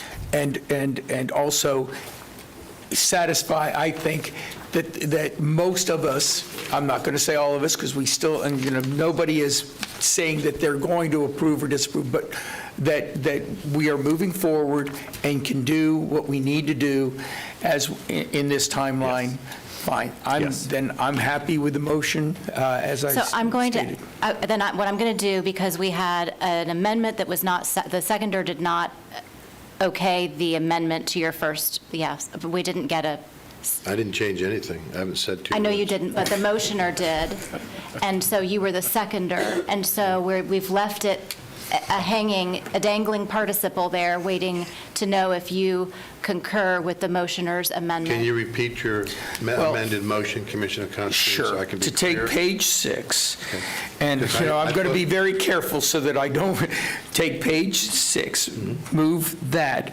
with the exception of the on November 14th, we will still discuss it, but we will have we will take out the words "for BCC approval and formal execution," and put that in the December 12th.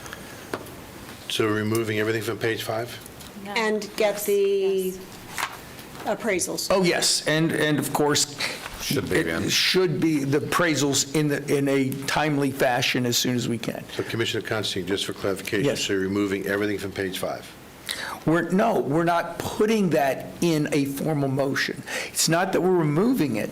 It's, that's what the steps that the staff has said that they're recommending, but we are not. But at this point, we are taking it one step at a time on page 6. So the next would be October 13th, then November 14th, then November 7th. Okay. So right now, you're only going with page 6 with changing some of the words, correct? Correct.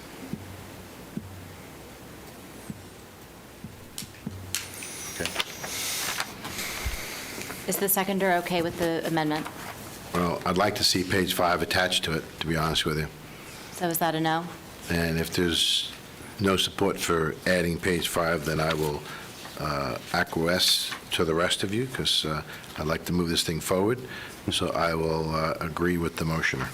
Okay, so the motion that was stated by Commissioner Constantine and amended, and the seconder was consented to the amendment. Kyla, I'm looking to you to make sure that you have what you need. Move it. Okay, all right. So there is a motion and a second. All those in favor say aye. Aye. Aye. Any? Uh-oh. Oh, I'm so, for Pete's sake. This is She's so saying- here's my problem. she's I saying look, no. okay, no. So I look at this as like a county manager's report, and I shouldn't have done that because we are actually,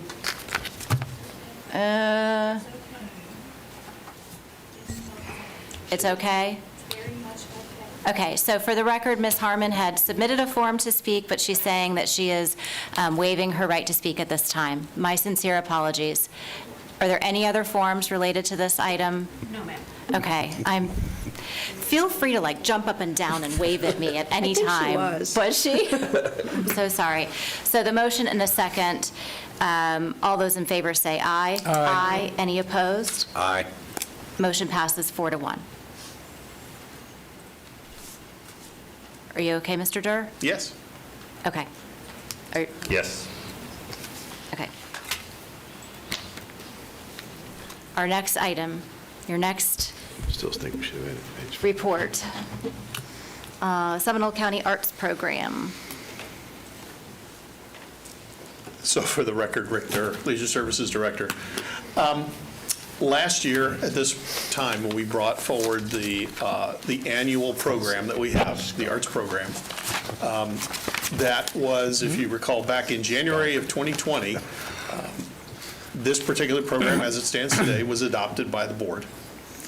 And the purpose of this program was to go ahead and assist with nonprofit arts and cultural organizations with their general operating support funding. So at that particular, last year at this time, we had direction from the board to go ahead and bring back to you not just the overall evaluation criteria, but there was some discussion about how's the program functioning and so forth. So staff has gone through and basically done a for lack of a better way of putting it, an audit of our internal processes. We've gone back to 2020, looked to see how multiple years have functioned, how many dollars have been dispersed throughout the community, how many grantees were given grants, and then really put those all on the table for your consideration as we continue forward with the program. The reason why we're bringing it here is not just because we promised to bring it to you back here in October of 2023, but with the new fiscal year, this is generally when we go ahead and we advertise that we're accepting applications to this particular program. So the timing is perfect right on. So overall, just a couple of items to note. The ordinances, the process as it was passed by the board, assembled a grants committee. We've got 4 individuals that sit on that committee. I'm one of them. We have a number of funding categories. The maximum that could be requested by anyone at any given time would be $15,000, and based upon their particular levels, would require a match from that particular organization.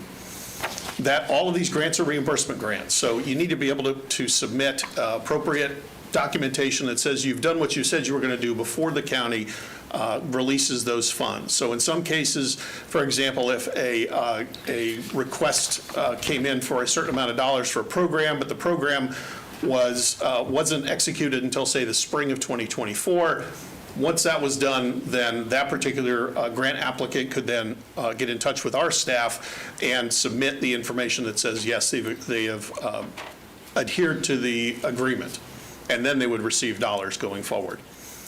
So last fiscal year, and this was the third go round, thereabouts. I'm looking at Jacqueline.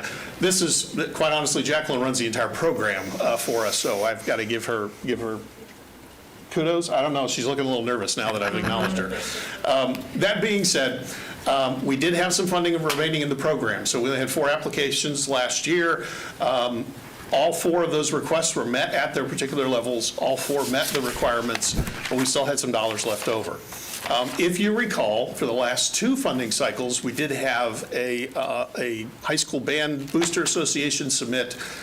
2 years ago, it was for a tuba. Last year was for a trailer purchase. Both of those were granted, and those particular funding levels were on here. And if you recall, that was really the trigger of some additional conversation that said, can you bring us back the entire program for discussion at the next year? So the way that, where we stand today, the current status of the program is, in the new fiscal year budget, 23-24, there's $146,126 in the budget. Right out of the gate, $50,000 of that goes to Wayne Dench, $50,000 goes to Seminole Arts, right out of the gate, and we make those payments almost immediately once we receive their request for those payments, which basically leaves us the remainder to divvy up among other grant applications. So this year, it's $46,126. Based upon the program, all of these agreements would then be reviewed by staff and then come back to you for your final approval and execution of those grants. As I said, those grants usually go live in October. We start opening up the application process, and then we move forward with the program there. And then, as I mentioned earlier, you've requested for this to return to you at this new year. Now, I'm not going to read all of these things on the slide, but this is the evaluation that staff goes through while reading the different applications as they come forward. This is part of the program as it was adopted by the board.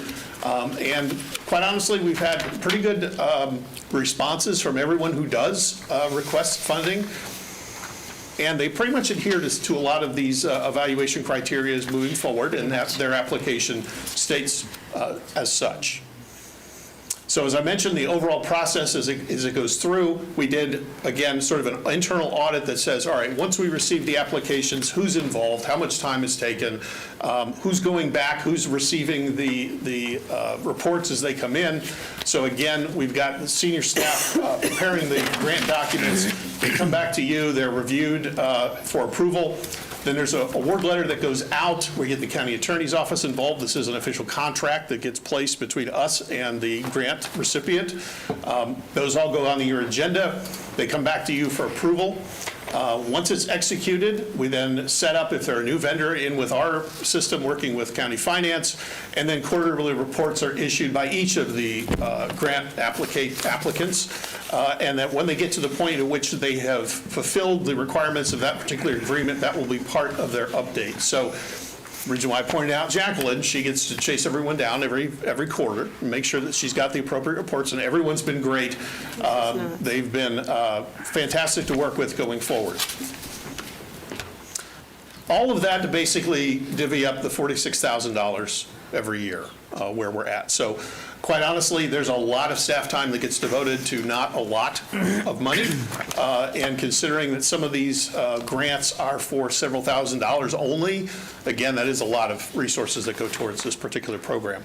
So we tried to at least bring one option back for you if you wanted to change gears in this, wanted to have that $46,000 go somewhere else, for example. We could certainly use that with existing county programs. We do have arts programs at many of our facilities that we could utilize this funding for. If you wanted to look at moving the time that staff would spend on the existing program, but move it into our budgeting sequence so that we're evaluating this and we make that part of our annual budget so that you get to see where those dollars would be going. That's one particular option. So we provided a couple of examples of how that might work. As part of other discussion, there are certainly other ways and other opportunities that we could also look at. At this particular time, we brought this forward to you for your consideration that said, if you'd like to change gears, this is one way to possibly go. And that concludes my presentation. All right. Commissioner Delary. Thank you, Madam Chair. Rick, I appreciate all the hard work that you and your staff has done. I think it's very appropriate, as it's spelled out on page 7 here. So I'd like to make a motion to approve the recommendations in the next step by staff. Second. As presented on page 7. There's a motion and a second under discussion. Commissioner Hurd? How did the original amount get decided? $146,126. It is a formula that is determined based upon a certain amount that is multiplied towards our current population. And that's a formula that predates even this particular iteration of this process, back when we had a contract with Central Florida Arts. Same calculation was made in every budget going forward. So it's increased a little bit each year. But it's pretty much, since I've been involved in the program, it's pretty much stayed about the $140,000 range total. And what do you anticipate the staff time is to do this new process? I mean, quite honestly, where I land is, we're talking about $46,000, and we're going to spend $50,000 to spend it. Exactly. And this doesn't look like it's saving much time. So I would land in, take the $46,000 and split it between the two places that already do arts in this community and let you guys do what you're really supposed to be doing. That would be my motion. So I don't support the motion or the second. So in our conversations about this, and this goes, as you said, way back to our original United Arts Days, we've found that Seminole Cultural Arts and Wayne Dench had their finger on the pulse of the arts community and the people who were doing exactly what we've identified as being the evaluation criteria, and they already have the staff and the volunteers and the process in place. And my heart goes out to you for the work that you have to do. Chasing these things on a refunding basis is very difficult. And having served on other boards giving out grants that, were small dollar amounts, I can tell you it takes a lot of heavy lifting. I would be happy with taking the $46,000 and change and either giving it all to SCAC or splitting it between Wayne Dench and SCAC, but I don't feel like I want to burden our staff with an additional process. Rick, would you comment on that? I'd be fine with that. That was shocker. That was actually an option that Rick and I had spoke about, that we're spending way too much staff time on this. Of course, this happened a year ago when you went through this process. I was like, why don't we just split it in half and give but we do have other options that we could put the 40,000 if you want to, but. Yeah, I didn't want to completely cop out and say, no, we just want to give it all back and, take the easy way out. I don't No, think that's a cop-out. Is there a You way that guys we have can go ahead full-time and jobs. go ahead Looking and at do your this? So, recommendations here, Rick. Yeah, I know. You're just going along, right? No, I'm not going along. It made sense. So I look at it differently. It looks like to me that what staff's asking for is to allow them to have direction to program these other things as they see fit. All we're saying is, yeah, go ahead. That's what I understand that motion to mean. Is that not what you're? It would be that we would fold this into our annual budget process. Right. That would be it. So since You're we're not going gonna through come budget back- anyway, yeah, this would be a small piece of that. Is there a way to go ahead and still meet what it is you're trying to do with the program, but do it through a different avenue? That's what we Right, wanted in to other present. words, you're Yeah. not going to come back after we give, the motion that's on the floor, is it your understanding you're going to come back to us and go, hey, for permanent exhibits and collections, we want to spend $4,000. That's What not I'm what's saying. going to happen, right? Right, that's correct. That wasn't what I was saying, I'm though, fine with the Commissioner motion. Zimbauer. What I'm saying is that I don't even know that we need the staff to be out looking for, I mean, if we do art exhibits at county libraries, somebody's got to find the art exhibit, they got to find the artist, they got to, all of this happens By with staff. a significant amount of time, work, energy.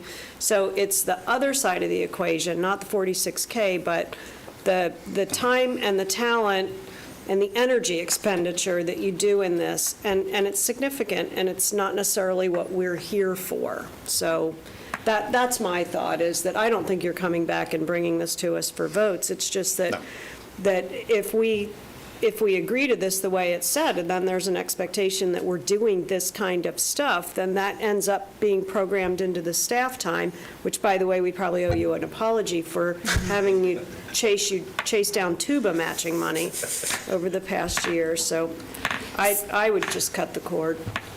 So I understand there's a motion and a second on the floor, and I think what you're hearing is that there maybe not be complete support. I don't know. Commissioner Constantine? There's two ways to look at this, in the sense that the $46,000, either we could give them to give to others or give them to themselves and for their own work.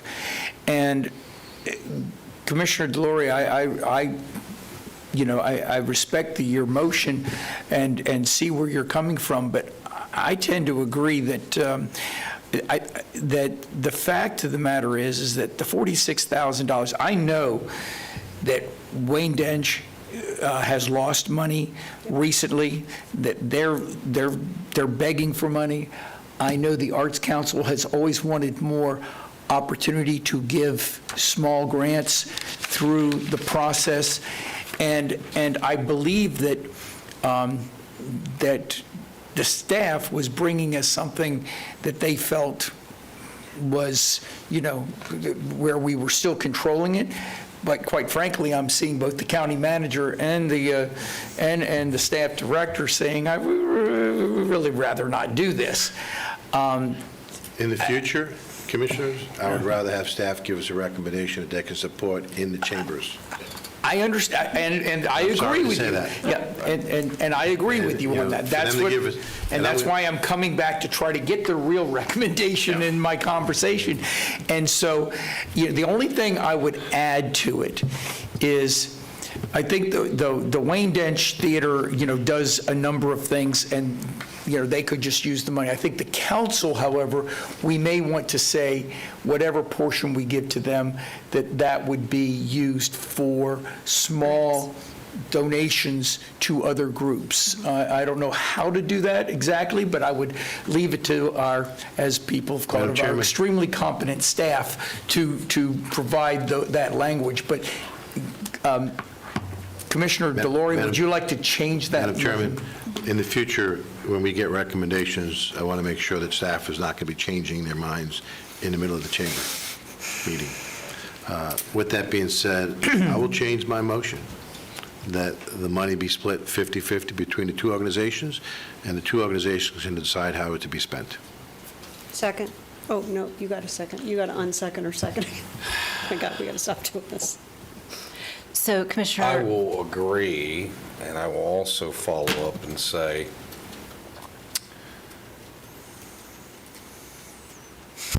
just bring us a recommendation instead of us going through all this brain-killing nonsense. That's, And if I could, Yes, Mr. Gray. this is our recommendation, what you see in front of you. That's what staff's recommendation is. It was brought up by a commissioner, a different recommendation, which we're okay with as well. So I just want to state that for the record. This is what we wanted to bring to the commission to keep with in light of the arts program. So I just want to state that we didn't change it up here. We went along with what the second recommendation was. We're good with that as well. Madam Chair, I'd like to call the question. There's a motion and a second that was changed. Withdraw and do a new, we'll just go with that. wait a minute. So, Madam Chair? yes, Wait a minute. He called the question. I know he Okay. did, but Go ahead. but for, Go ahead, I'm from good. Robert's rules perspective, I don't know that we could just change the motion to the motion not be withdrawn and then a new motion. Can't really. That's a really informal way to get it done. If you'd like, Madam Chair, I'll remove my motion and make a secondary motion that the amount of money that's being presented to us be split 50-50 between both organizations. Second. There's a motion by Commissioner Delary, a second by Commissioner Herr. The only thing I will do under discussion is ask Commissioner Constantine had mentioned earlier that he may want to have a portion of those funds earmarked for grants to individual artists and programs. Is that something you would entertain? I'm sure that the SCAC group will understand that they have to give it to grants to the public, and they will figure out how to do that. That's what they do. So my business manager behind me, the contract for both of those organizations will come back to you for approval anyway as part of the process. Okay, that's great news. Thank you. All right, all those in favor say aye. Aye. Any opposed? Yes. Motion passes 4-1. Thank you, Mr. Durr. Thank you. We do appreciate you all. Thank you. Thank you, guys. Moving on to district report, the first commission district up is District 1. Thank you, Madam Chairman.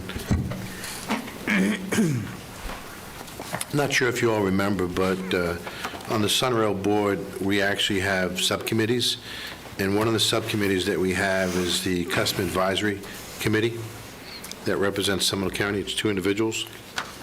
And to be qualified to be on that, you need to be a resident of Seminole County, and you need to ride Sunrail at least once a week to work. So it is not very easy to find someone that not only lives in Seminole County, but uses Sunrail once a week to go to work. I know someone. Excuse me? I do know someone. Well, We need someone. we actually have an individual that's Okay. been on that board, and I'd like to, her name is Dorothy O'Brien.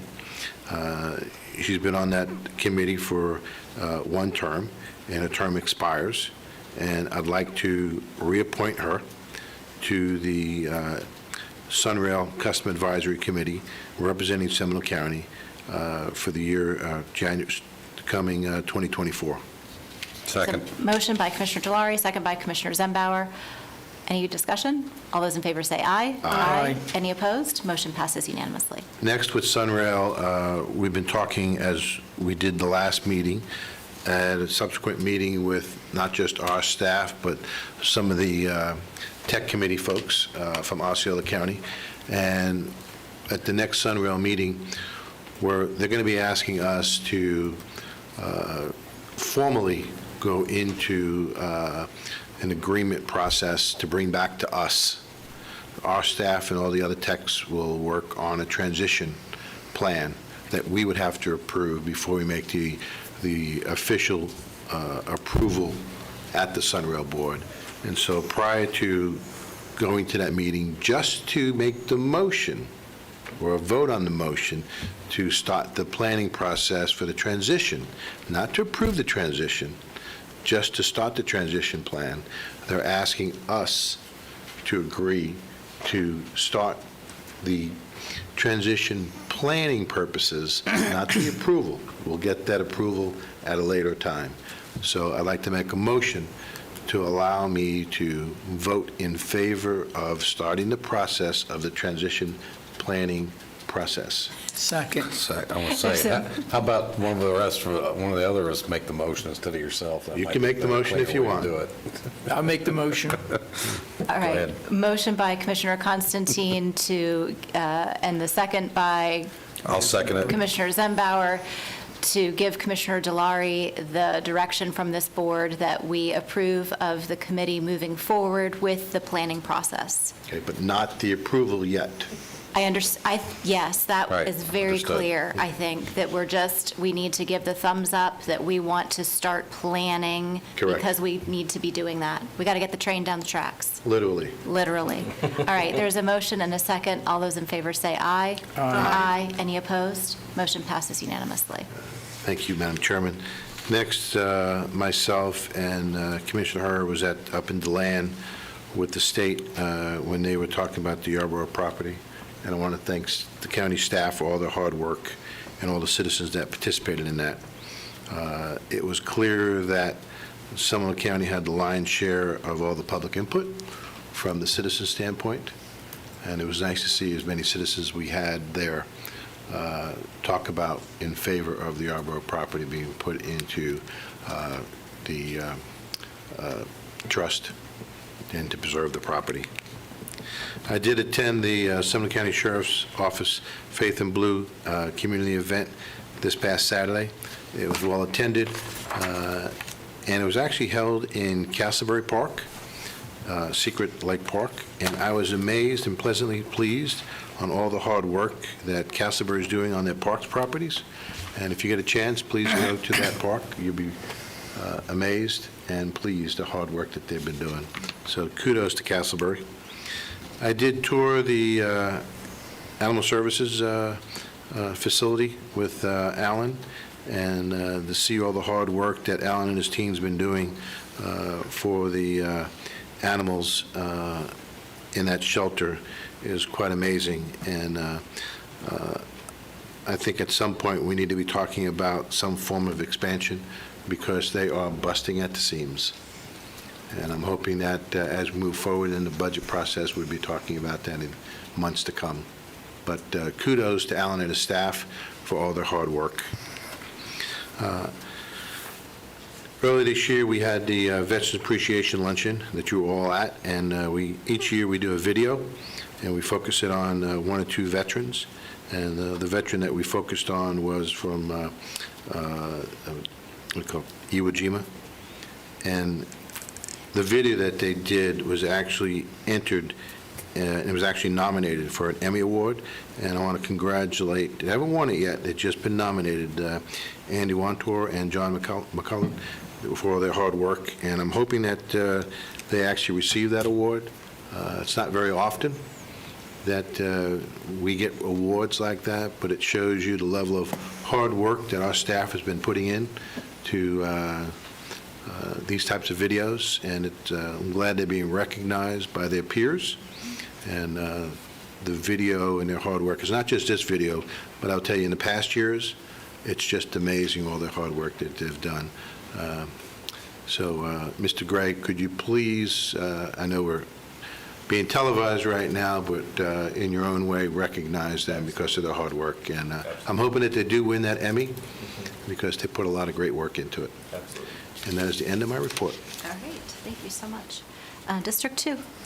Thank you, Madam Chair. First, I would want to make sure that we recognize that it is Breast Cancer Awareness Month, and I know we haven't had discussion about that, but that's something that is a problem in our country, and strides have been made, so make sure we recognize that. Also, I want to invite my fellow commissioners and let you know that there is a ribbon-cutting ceremony at Lake Dot at Sunland Park opening, which will be November 16th, 10:30 a.m. I want to take an opportunity to thank staff for all the hard work that you all have done in putting that together for those folks over in Sunland. Other than that, you're aware that there was an ATV accident in my district this past weekend, which there was one deceased operating a side-by-side ATV on the public roadways. which seems to be a common narrative, and I'm not sure how we deal with that, but I would just, for the record and for the public, just urge you to not attempt to operate your ATVs on asphalt in the public roadways. So, everything else, good shape. Thank you all very much. Thank you. District 3. Thank you very much. Last week was the first meeting of the statewide opioid abatement council on the 27th, and mostly it was just a gathering of the 10 members to get to know one another via Zoom, as chaired by the Attorney General, but there will be a number of meetings coming up on that. I know how important that is to all of us. The Florida Wildlife Corridor Conference also was the same day, as well as day before and the day after I spoke on the 27th. And the meeting itself, the conference was well attended and clearly dovetails very well with the Florida Forever and what what we're moving towards, not only with Seminole Forever, but also with the potential purchase of Yarborough Ranch and other things. On the 30th, Commissioner Delory and I attended the Pathways to Care Soup Bowl Supper, which was quite enjoyable. A bowl of soup? Yep, quite enjoyable, and always wonderful to go to the Path to support such a great organization, chaired by our own Father Blewett. On this week, coming tomorrow, the Central Florida Hotel and Lodgings Leadership Monitoring Panel will, I'm going to be speaking to that. And then on the 12th, the Orange County Charter Committee has asked me to talk to them again about our rural boundary and what we have accomplished there. I have asked the original commissioner that did that, Mr. Randy Morse, to accompany me to answer questions for them. On the 12th also is the NACO Transportation Committee is meeting. And on the 15th, St. Stephen's Lutheran Church is having its 50th anniversary at the Lake Mary Marriott. And also on the 18th, the Embassy Suite, one of our larger hotels, is having a grand reopening in Altamont Springs. For those that might be watching, and I know this is important to my own mother and stepfather, I just got a notice that Hadaway Drive will be, as you all know, has been closed, but it will be reopening.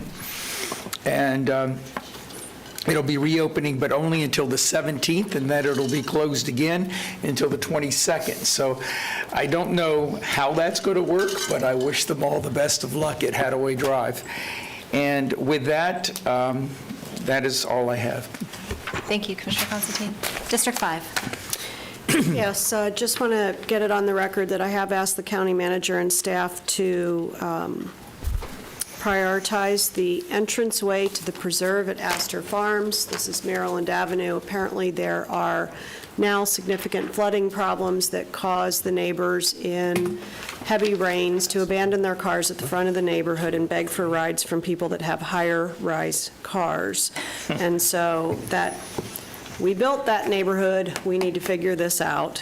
And county manager and his team are working on that. I just wanted to put it out there for the rest of you. I would like to also, along with Commissioner Delory, thank all of the members of the community and the Audubon societies that came out and supported us for the Florida Forever event. It was refreshing to see. There's some stiff competition in that pool, and I just want to point that out. There have been requests from citizens in District 5 with regard to derelict vessels, and we have not had this conversation yet because we missed my 12 o'clock time with you this afternoon, so I'm sorry about that. But I did not realize that we had to have a partnership with FWC for derelict vessels, and we need to facilitate that. I've been the benefactor of that partnership in Volusia County with the boats that ended up, I had 2 huge sailboats that ended up on my property. and they came and plucked them up with a crane. It took many months. They were both polluting into the water, et cetera, but that's the mechanism, and it works. I've seen it work. So we have boats that are abandoned in the St. Johns and probably in other areas of the county. We need to figure out how to get on that list. If I may, maybe help you with that real quick? If you'll call Helping me? with some information on the derelict vessels, get with the sheriff's office. They already have an arrangement with FWC. So I've asked the county manager to look into it. That's my, Okay. that's my report. I'm not the county manager. I'm not going to do that work. So we need to figure out what this is, because when people call into this operation, they need to know how to be directed. I do want to support Commissioner Zimbauer. You made some requests to add information to the vacancy report that we Yes. received this week, and I support all of that additional information. I do believe that's been requested in the past, and quite honestly, it needs to be put out there so it's searchable. Please stop giving us PDFs. It should be filterable, Excel spreadsheet, because we're dealing with 150 lines of data. And so in order to make it meaningful, and possibly just might be a good topic for a dashboard, but I almost made it through an entire meeting without using that word. And then the second to last item, we do have a rescue outreach mission luncheon is this Thursday. I know I have a whole host of people committed to attend, but if there's anyone else that would like to attend, please let me know, and I will be glad to host you at one of my tables. And my final item is to move to appoint to the Board of Adjustments the Honorable Carmine Bravo to serve the remainder of the current term, replacing Steve Coover through December 31st, 2023, and then recommend reappointment from January 1, 2024 through December 31 of 2027. We don't have to do it again. There's a motion? That was a motion. Second. There's a second by Commissioner Zimbauer. Under discussion, the only thing that I would say, because we don't have access to this information in our offices anymore, is if that appointment is a rotating appointment, it may go to another commission office next. And this is why that whole system, in its current form, we need to have access to that information in our offices. I understand in the past, there was a concern that, maybe our assistants would get in there and move things around and mess it up, but we need to know, because for Commissioner, I don't even know that you would know if that's a rotating appointment. We did the research on this particular one. Was it easily accessible for you? I think Brenda had to do it behind the scenes. Okay, so just as a point of clarification on And that is a project that Melanie Kuntz is working on as well. Okay, and Dominique. And Dominic. All right, motion and a second. Any other discussion? All those in favor say aye. Aye. Any opposed? Motion passes unanimously. That's it. All right. No, she didn't. I also have an appointment to the Law Library, and it's to fulfill the vacancy left by Mr. Tom Green. This is for Ms. Esther McKean. This appointment runs until December 31st, 2025. Second. Second, I guess, well, whatever. Our rules don't require me to not make a motion. So the motion and a second, any discussion? All those in favor say aye. Aye. The other two members, just for in point of interest, that are members of the Law Library are Mark Reyes and Daniel Kavanaugh. I want to give a shout out to our county stormwater crews who worked on the Wampy Trail water drainage project. My office received a call from a resident in Domerick Hills letting us know that the homeowners' properties throughout that project were very well respected, and the sod and the concrete that was damaged was all replaced, and they were very happy with the work that was done, and it was very appreciative. So thank you so much to our teams out there. I will be serving as a member of a panel at the Outside Sustainable Landscape Collaborative down in Lake Nona on Friday. It's a great group of people. Looking forward to talking about that. Then I would like if Ms. Kuntz wouldn't mind taking a couple of minutes and just giving us an update on the outcome of the last Charter Review Commission, where they organized their board, and maybe just give us a few highlights of their next steps. Absolutely. Melanie Kuntz, Assistant County Manager. As you're aware, last Thursday, we held our first meeting here in this room, and the chairman welcomed everyone, and Kate handled the nomination of chair and vice chair. The chair is John Haran. The vice chair is Michelle Smith. They did agree to meet the first and third Thursdays in this room from 6 to 8. They limited their time to 2 hours, and that's what we're going to do possibly till the end of this year, and then at that time, they'll decide how they're going to ramp up. They are looking at potentially having guest speakers, meaning the other elected officials come in and provide some updates on what they're doing. We are going to talk about them getting their outside counsel at the next meeting. We have in the agenda package, which I've shared with John Haran. He's going to approve that hopefully by Friday. We are going to talk to them about advertising for the outside counsel, and we'll be bringing that at the November meeting, and they'll make a selection. And at that time, they'll begin working with counsel to, if they do have any recommendations, we're possibly working on wording for that. We are going to allow them to call in. They can't vote, but they will be able to listen to the meetings if they can't attend. And I think that's it. The other thing that I like, that at the November meeting, they are going to plan out what they're going to do for the next 3 meetings after that. So it'll be very well noted in the agenda. Everyone will know what's coming up, and they can focus on particular items of interest that they may have. And that's what I know today. That's wonderful.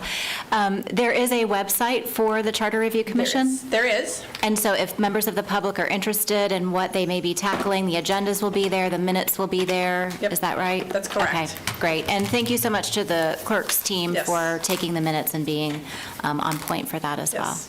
So, Very helpful. Great. They've been very helpful. Great. Thank you. Oh, I wanted to let you know, they also suggested at this meeting, which I can share with anyone that'd like it, Marilyn Crotty suggested there's a free 80-page, I think it's called City Municipality Charter, kind of informational booklet that I provided. I downloaded and sent to all the members because she thought it might be helpful for people who had not been on a charter before. So I sent that to them, as well as they wanted the link to all the minutes, and the clerk was very kind to provide that for them. But if there's anything, if you'd like that, I can forward that to your office if you have any interest.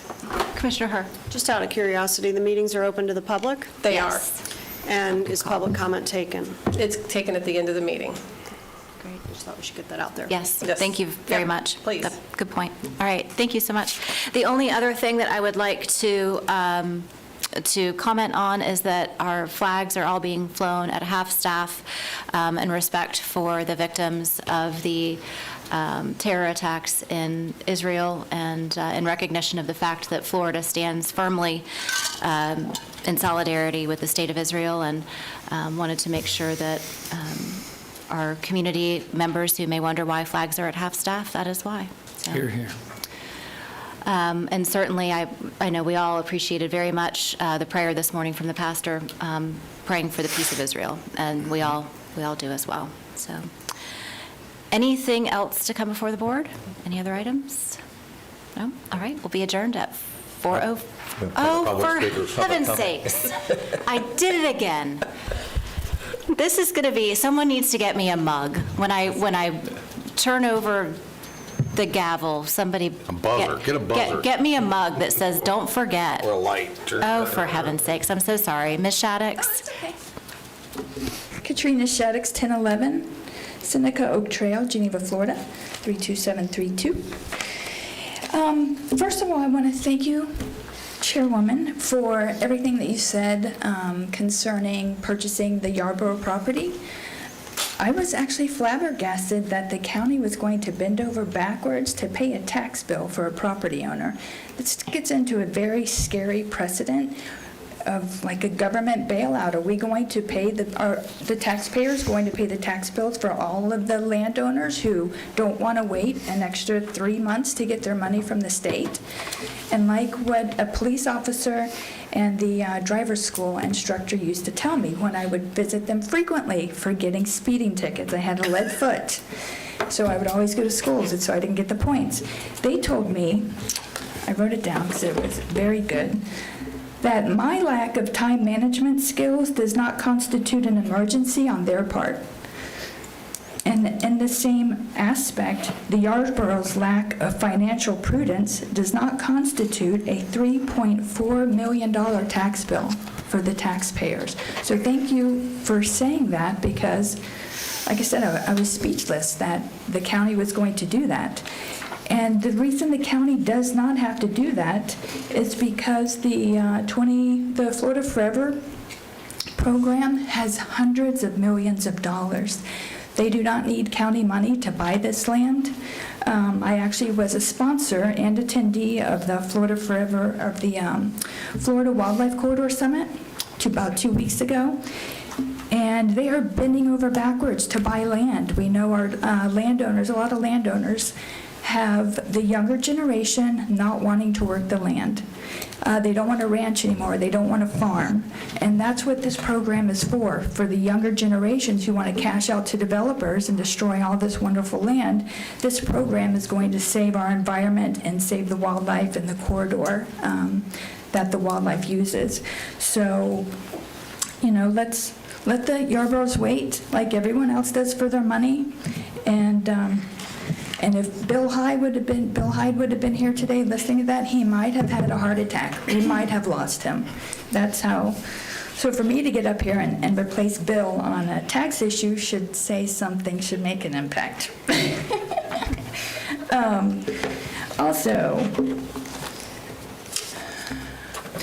And there's another reason. The reason why we buy these lands, why the state buys the lands, I think they had $400 million last year. $300 million was from the feds, $100 million was from the state. The reason why the state buys these lands is because these lands are in danger of development. So we do want to take that danger away. And the reason why the Yarborough land is not in danger of development is, one, can I have those 3 minutes for Executive Director of Nonprofit? Thank you. We do have that lawsuit, and it's kind of been a holding pattern, and we want it to, that's preventing any development from happening right now. There's no way a developer is going to buy that land with an existing lawsuit regarding the development. Second of all, there was that archaeological find recently found on this land. They cannot develop over it. Do you know what the archaeological find was? An African-American Civil War soldier grave site. The Yarboroughs put a dog kennel over that grave site. If that doesn't, I don't know if that's something we should be talking about. I'm not sure. I'm not comfortable with that. I'm not sure that's relevant, The but statement's been made. Ms. Shaddix, if you have something else that you'd like to address the board? Yeah.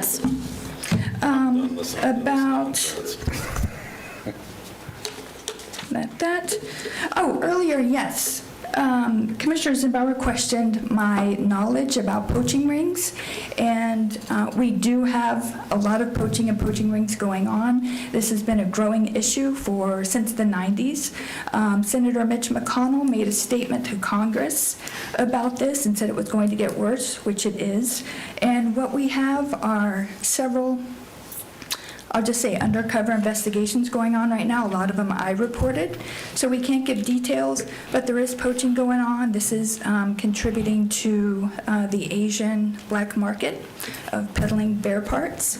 So there is a lot going on, but we can't talk about that. And as Mike Orlando had stated when I helped them bust another poaching ring 4 years ago, when I first reported it, it took a year before arrests were made. They had to go undercover. They had to do a lot of things to get this evidence. It was pretty gruesome. But every month, law enforcement called me and told me what was going on and said, don't say anything, don't say anything. So I should probably apologize to the FWC for bringing up the poaching problem. However, I don't think it's detrimental because I didn't give any details of all of the undercover investigations going on. But there is a lot of poaching going on. So we don't need to dismiss that. We need to focus on peacefully coexisting with our bears with securing the trash instead of relocating them. And last thing, I caught berry poachers, with the bears having all of these issues coming at them at many different angles. We have people that pick the saw palmetto berries, their main food source, this time of year, and I actually caught 2 of them in Lake Mills Park, brazen. Seminole County did a great job. They actually called me back to do a photo lineup and pick them out. So there is that undercover investigation going on. And Nancy and I were talking, and what we would, a dream come true for that Yarborough property would be to restore wildlife habitat and put all this natural wildlife food on there so they can live on there happily ever after. Thank you. Thank you, Ms. Shaddix. And I apologize again for forgetting public comment. Is there anyone else here who would like to address the board who neglected to fill out a form before I offend somebody else? All right. We'll be adjourned at 4:10. Thank you.